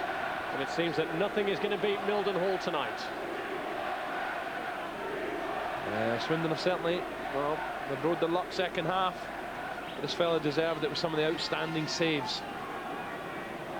And Wayne Allison, again in the wars, very unhappy. It was a late challenge.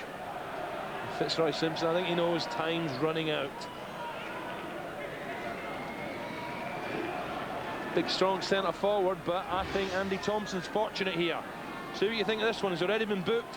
Whack. And the referee decides, no, go on.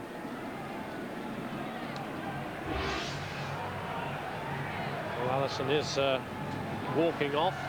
And in the meantime, Portsmouth press on for this equaliser as we are into injury time. Allison has been called back on.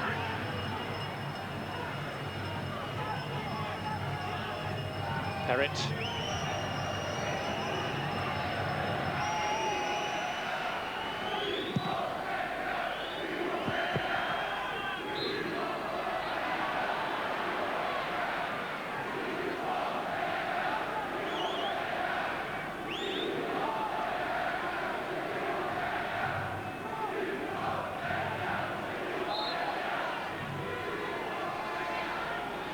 Swindon will do everything they can now just to let the clock run down. The great prize of the leadership of the First Division is within their grasp. Wayne Allison giving away the free kick for handball. He could have been propping up the First Division tonight had he followed through with that move to Huddersfield, but instead it looks as though he'll be sitting pretty at the top of the table. Yeah, I'm sure, and I bet you Darren Bullock's glad of the move as well. Sitting at the top. His old club, his old side are struggling. Andy Orford. Here's Hall. Stopped by Culverhouse. Good ball to Watson. Here's Hay. Watson has continued his run. Cleared by Whitbread. Now is the time for a final surge for Portsmouth. McLaughlin looking at the options.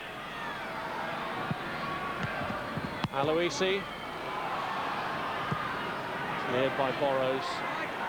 That's Gooden. Thompson under pressure from Wayne Allison. Over 2 minutes of injury time played. All eyes on the referee, but no evidence that he's been checking his watch. Out of play from Ty Gooden.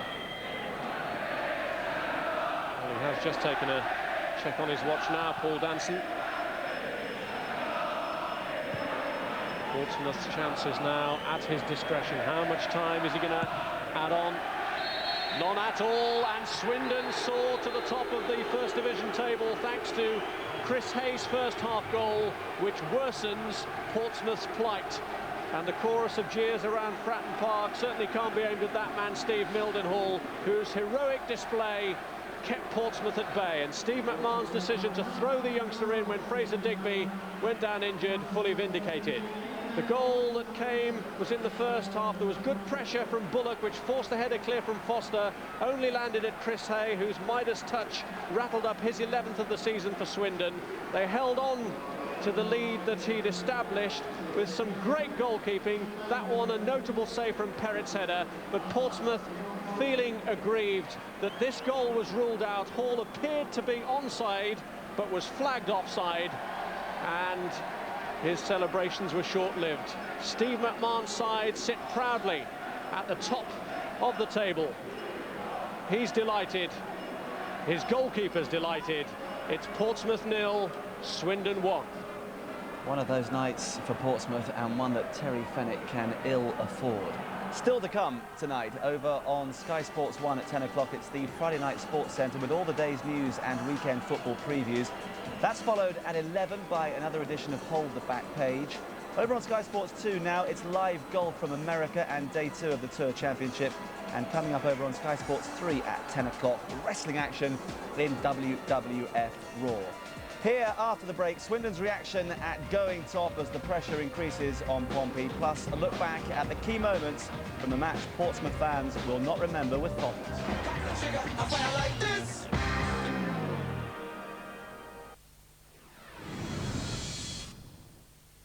Great Britain versus Australia in a 3-test series. With the Australians currently dominating the game, can the British boys rise to the challenge?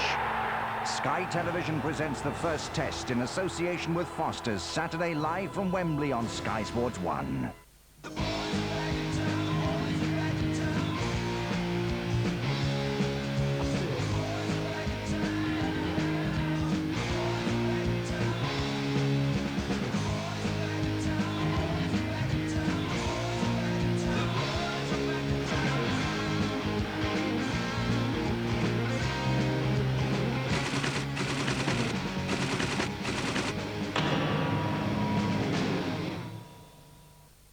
I'm going to be a footballist when I grow up, but I won't get married because girls don't like football and they whisper. Wherever they're going, give them a great start. New Sonatadin Startup. Quick, Teddy, let's get onto the set. Ned, what have you got to tell us about pot noodle snacks and fibre today? Well, Rog, we've been talking a load of old donkey. You see, pot noodle is not actually faffy at all. It's far too gorgeous. What's going on? Gorgeous! Peg it! Oi, come back! Go! Come on, Rog, keep up. Imagine this is a gold medal, man. Silver! Silver!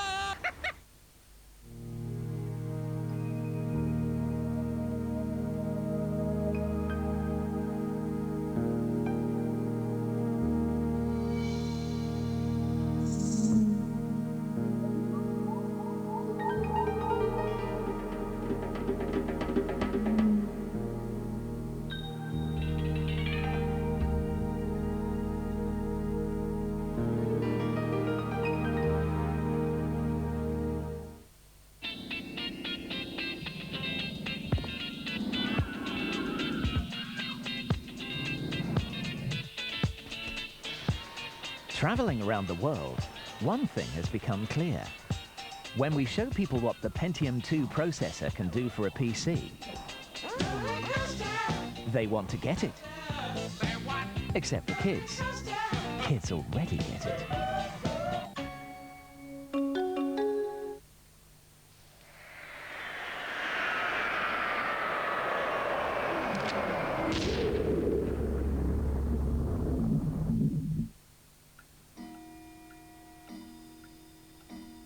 Make someone happy this Christmas. Wow, a Nintendo! Come to Comet. Every weeknight, my show is on the Paramount Comedy Channel. Change. Why? I like myself this way.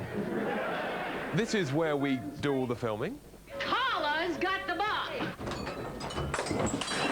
You and I could go someplace. Oh no, the beer's run out. Paramount Comedy Channel. Some people say Nick Hornby's Fever Pitch is a romantic comedy. some think it's the best film about football ever made. Actually, it's both. Fever Pitch. It's a film of two halves. Out now to rent or buy on video. I want to move banks, but I don't want to spend forever waiting for my new checkbook, card and PIN number to turn up.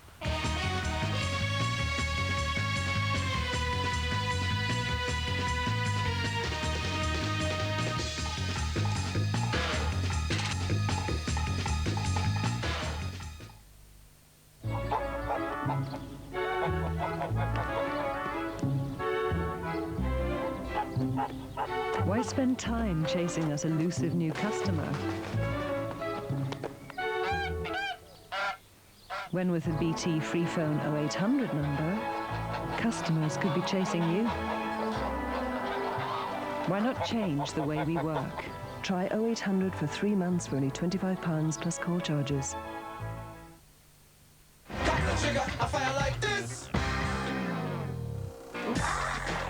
Welcome back to Fratton Park, which is not a happy place. The home supporters are chanting Fenwick out from outside the ground. There are the match facts, and really, you've got to feel sorry for Terry Fenwick and for Portsmouth. 15 attempts at goal, 7 of those on target, and 9 corners, but they just couldn't break through, and Swindon stole it with one of their rare opportunities on target. One booking, Andy Thompson of Pompey in the second half. And the action areas tell the story. In the first half, when Pompey weren't particularly good, they still saw plenty of the ball inside Swindon's final third. And in the second half, it was even more emphatic, and they had 54% in terms of possession as well. Disappointing attendance, just under 9,000. Let's hear from the goal scorer and the man of the match there with Alan Bentley. Steve, the first thing is, without going into too many details, how's the injury? Very, very sore, put it like that, very sore. I believe stitches are due. I think so, yeah, there's a little gash in there, but hopefully it won't be too bad. Did you enjoy that, though? Yeah, I did, very much. My first debut in goal, I played last year against Tranmere for 10 minutes, but I'm very happy with my performance today.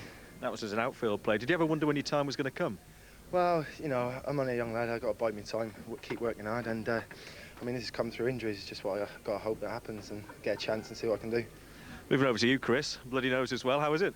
Yeah, it's not bad. It's all right. Now, when you came to Swindon, do you ever have any doubts about moving away from Celtic? No, I knew my time was up there, so I had to move away. Wasn't getting the chance, so delighted to come here now. How are you enjoying life down here? Yeah, it's great. Brilliant, yeah. Finding goals easy to come by? Yeah, just hope I keep it that way, you know. Can you see Swindon maintaining this superb run? Yeah, I mean, we've came through some hard away games recently. We're still there, you know, so why not, you know? Well, anyway, Steve, you've won the man of the match. Here's the champagne. Would you prefer the ice bucket? I would, I think. Prefer the ice bucket, definitely. Thanks very much. Cheers. Cheers. Well done to them. There was one match in Division 3 tonight, and quite a match. Colchester 3, Scunthorpe 3, the final score. Colchester were 3 up after just 40 minutes. Isaiah Rankin, Paul Buckle and Mark Sale. But then 3 goals in 9 second-half minutes for Scunthorpe. Chris Hope and David De Oria with 2 in 2 minutes. So Scunthorpe stay 6th, and Colchester, who could have gone 4th, remain 7th. We'll have the thoughts of Paul Walsh in a couple of minutes, but we can now speak with the Swindon manager, Steve McMahon. Evening, Steve.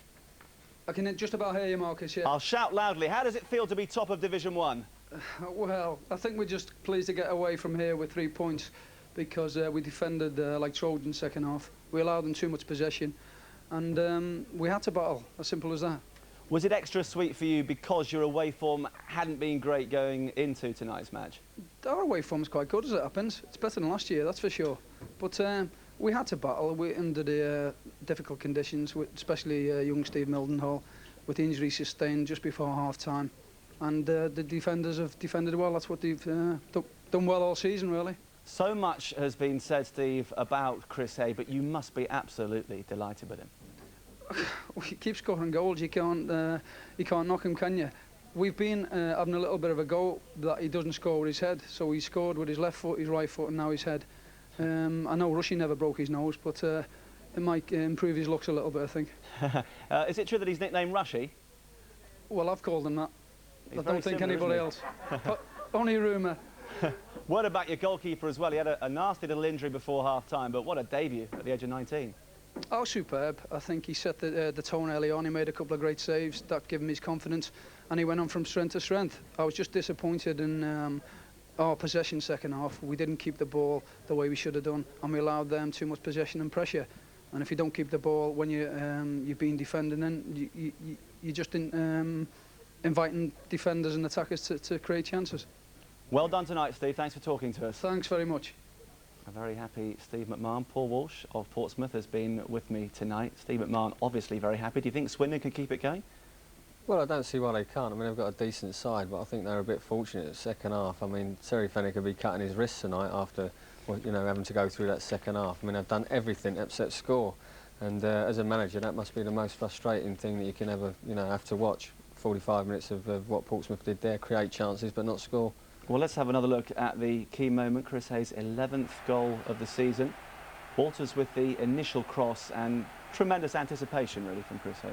Yeah, it was. I mean, I thought Russell Perrott tried to play offside, lost him, and, you know, it's given him that extra couple of yards, and the other forward just blocked off Alan Knight a little bit, which gave him that little bit more space, but a good, brave header, yeah. There were a couple of controversial moments in the second half. A disallowed goal, which we'll have a look at in a moment, but also a handball. Could it have been? Should it have been a penalty? Well, I think he realises he can't get the ball and he's just having a desperate lunge, and while he's lunging, he's stuck his hands up in the air and it's hit them. So, I mean, yeah, technically I'd have to say that's a penalty. Well, that was Craig Taylor, and if Portsmouth were unhappy about that, they were even more unhappy when the linesman ruled out this effort from Paul Hall, and he's clearly wrong, isn't he? Yeah, I mean, not in a million years. There's two players playing him onside, and, you know, that just compounds the frustration that he must be feeling at the moment. You know Terry Fenwick as well as most people. I mean, how is he going to be feeling? Is he a quitter? No, he's not, and he handles the pressure very well, to be fair to him. But like I say, it'd be frustration more than anything they'll be doing his head in tonight, because you know, they've done everything you can do in a game, created chances, all the things that they didn't do in the first half, they did in the second half. They got round the back of them, got balls in the box, got more people in the box, and did everything. I mean, anything that came off of anyone just slightly missed a Portsmouth player. So it's what can you say? Well, the man who did most to ruin Terry Fenwick's night, Steve Mildenhall, 19 years of age, making his Swindon debut, and right from the word go, he did everything and more that was asked of him. That's right. I think as Steve McMahon said, it set the tone early on, really, making a couple of good saves. I don't think that's painful to watch even a 10th time, isn't it? Yeah, I don't think he'll be sleeping too comfortable in bed tonight. But yeah, he had a great game. I mean, he'd be delighted with the way he played, and I'm sure Steve McMahon was. You know, he just got his fingers on a lot of things. He come and caught crosses, made some good reflex saves, like that one there, and you know, he'll be delighted with what happened. Not a bad outfield player as well, by all accounts, so he's a pretty useful all-rounder, isn't he? I mean, Sammy Igo would be disappointed that he didn't maybe stick that one in. Good height for the keeper, that one, you know, straight at him with a bit of pace. But, you know, when you look at Sammy Igo's chance, Paul Hall's goal that should have been, and one or two other bits and pieces, I think you'd have to feel a bit for the Portsmouth team and for Terry Fenwick. Well, let's have a look at the league table, just to remind all Portsmouth fans of the rather sorry situation at the foot. Pompey stay in 23rd place. It's still tight looking there, Paul. A couple of wins and they'll be shooting up, so right. It's by no means desperate yet, is it? No, it's not. And like you say, 2 or 3 wins soon sort of launches you up the table a bit. But at the moment, when you have a performance and you play like Portsmouth did in the second half, you wonder where your next result's coming from. Quick look at the top, confirmation that Swindon are the new leaders, but they have played more games than Nottingham Forest and Middlesbrough. My thanks to Paul Walsh for his company tonight. Just time to tell you what is coming up on Sky Sports. On Sunday at midday, it's a Welsh derby for us. Cardiff against Swansea on Sky Sports 2. Kick-off is 12:05. So it's a happy Halloween for Swindon. Their treat is top spot in Division 1, but it's looking increasingly tricky for Terry Fenwick's Portsmouth. Goodbye.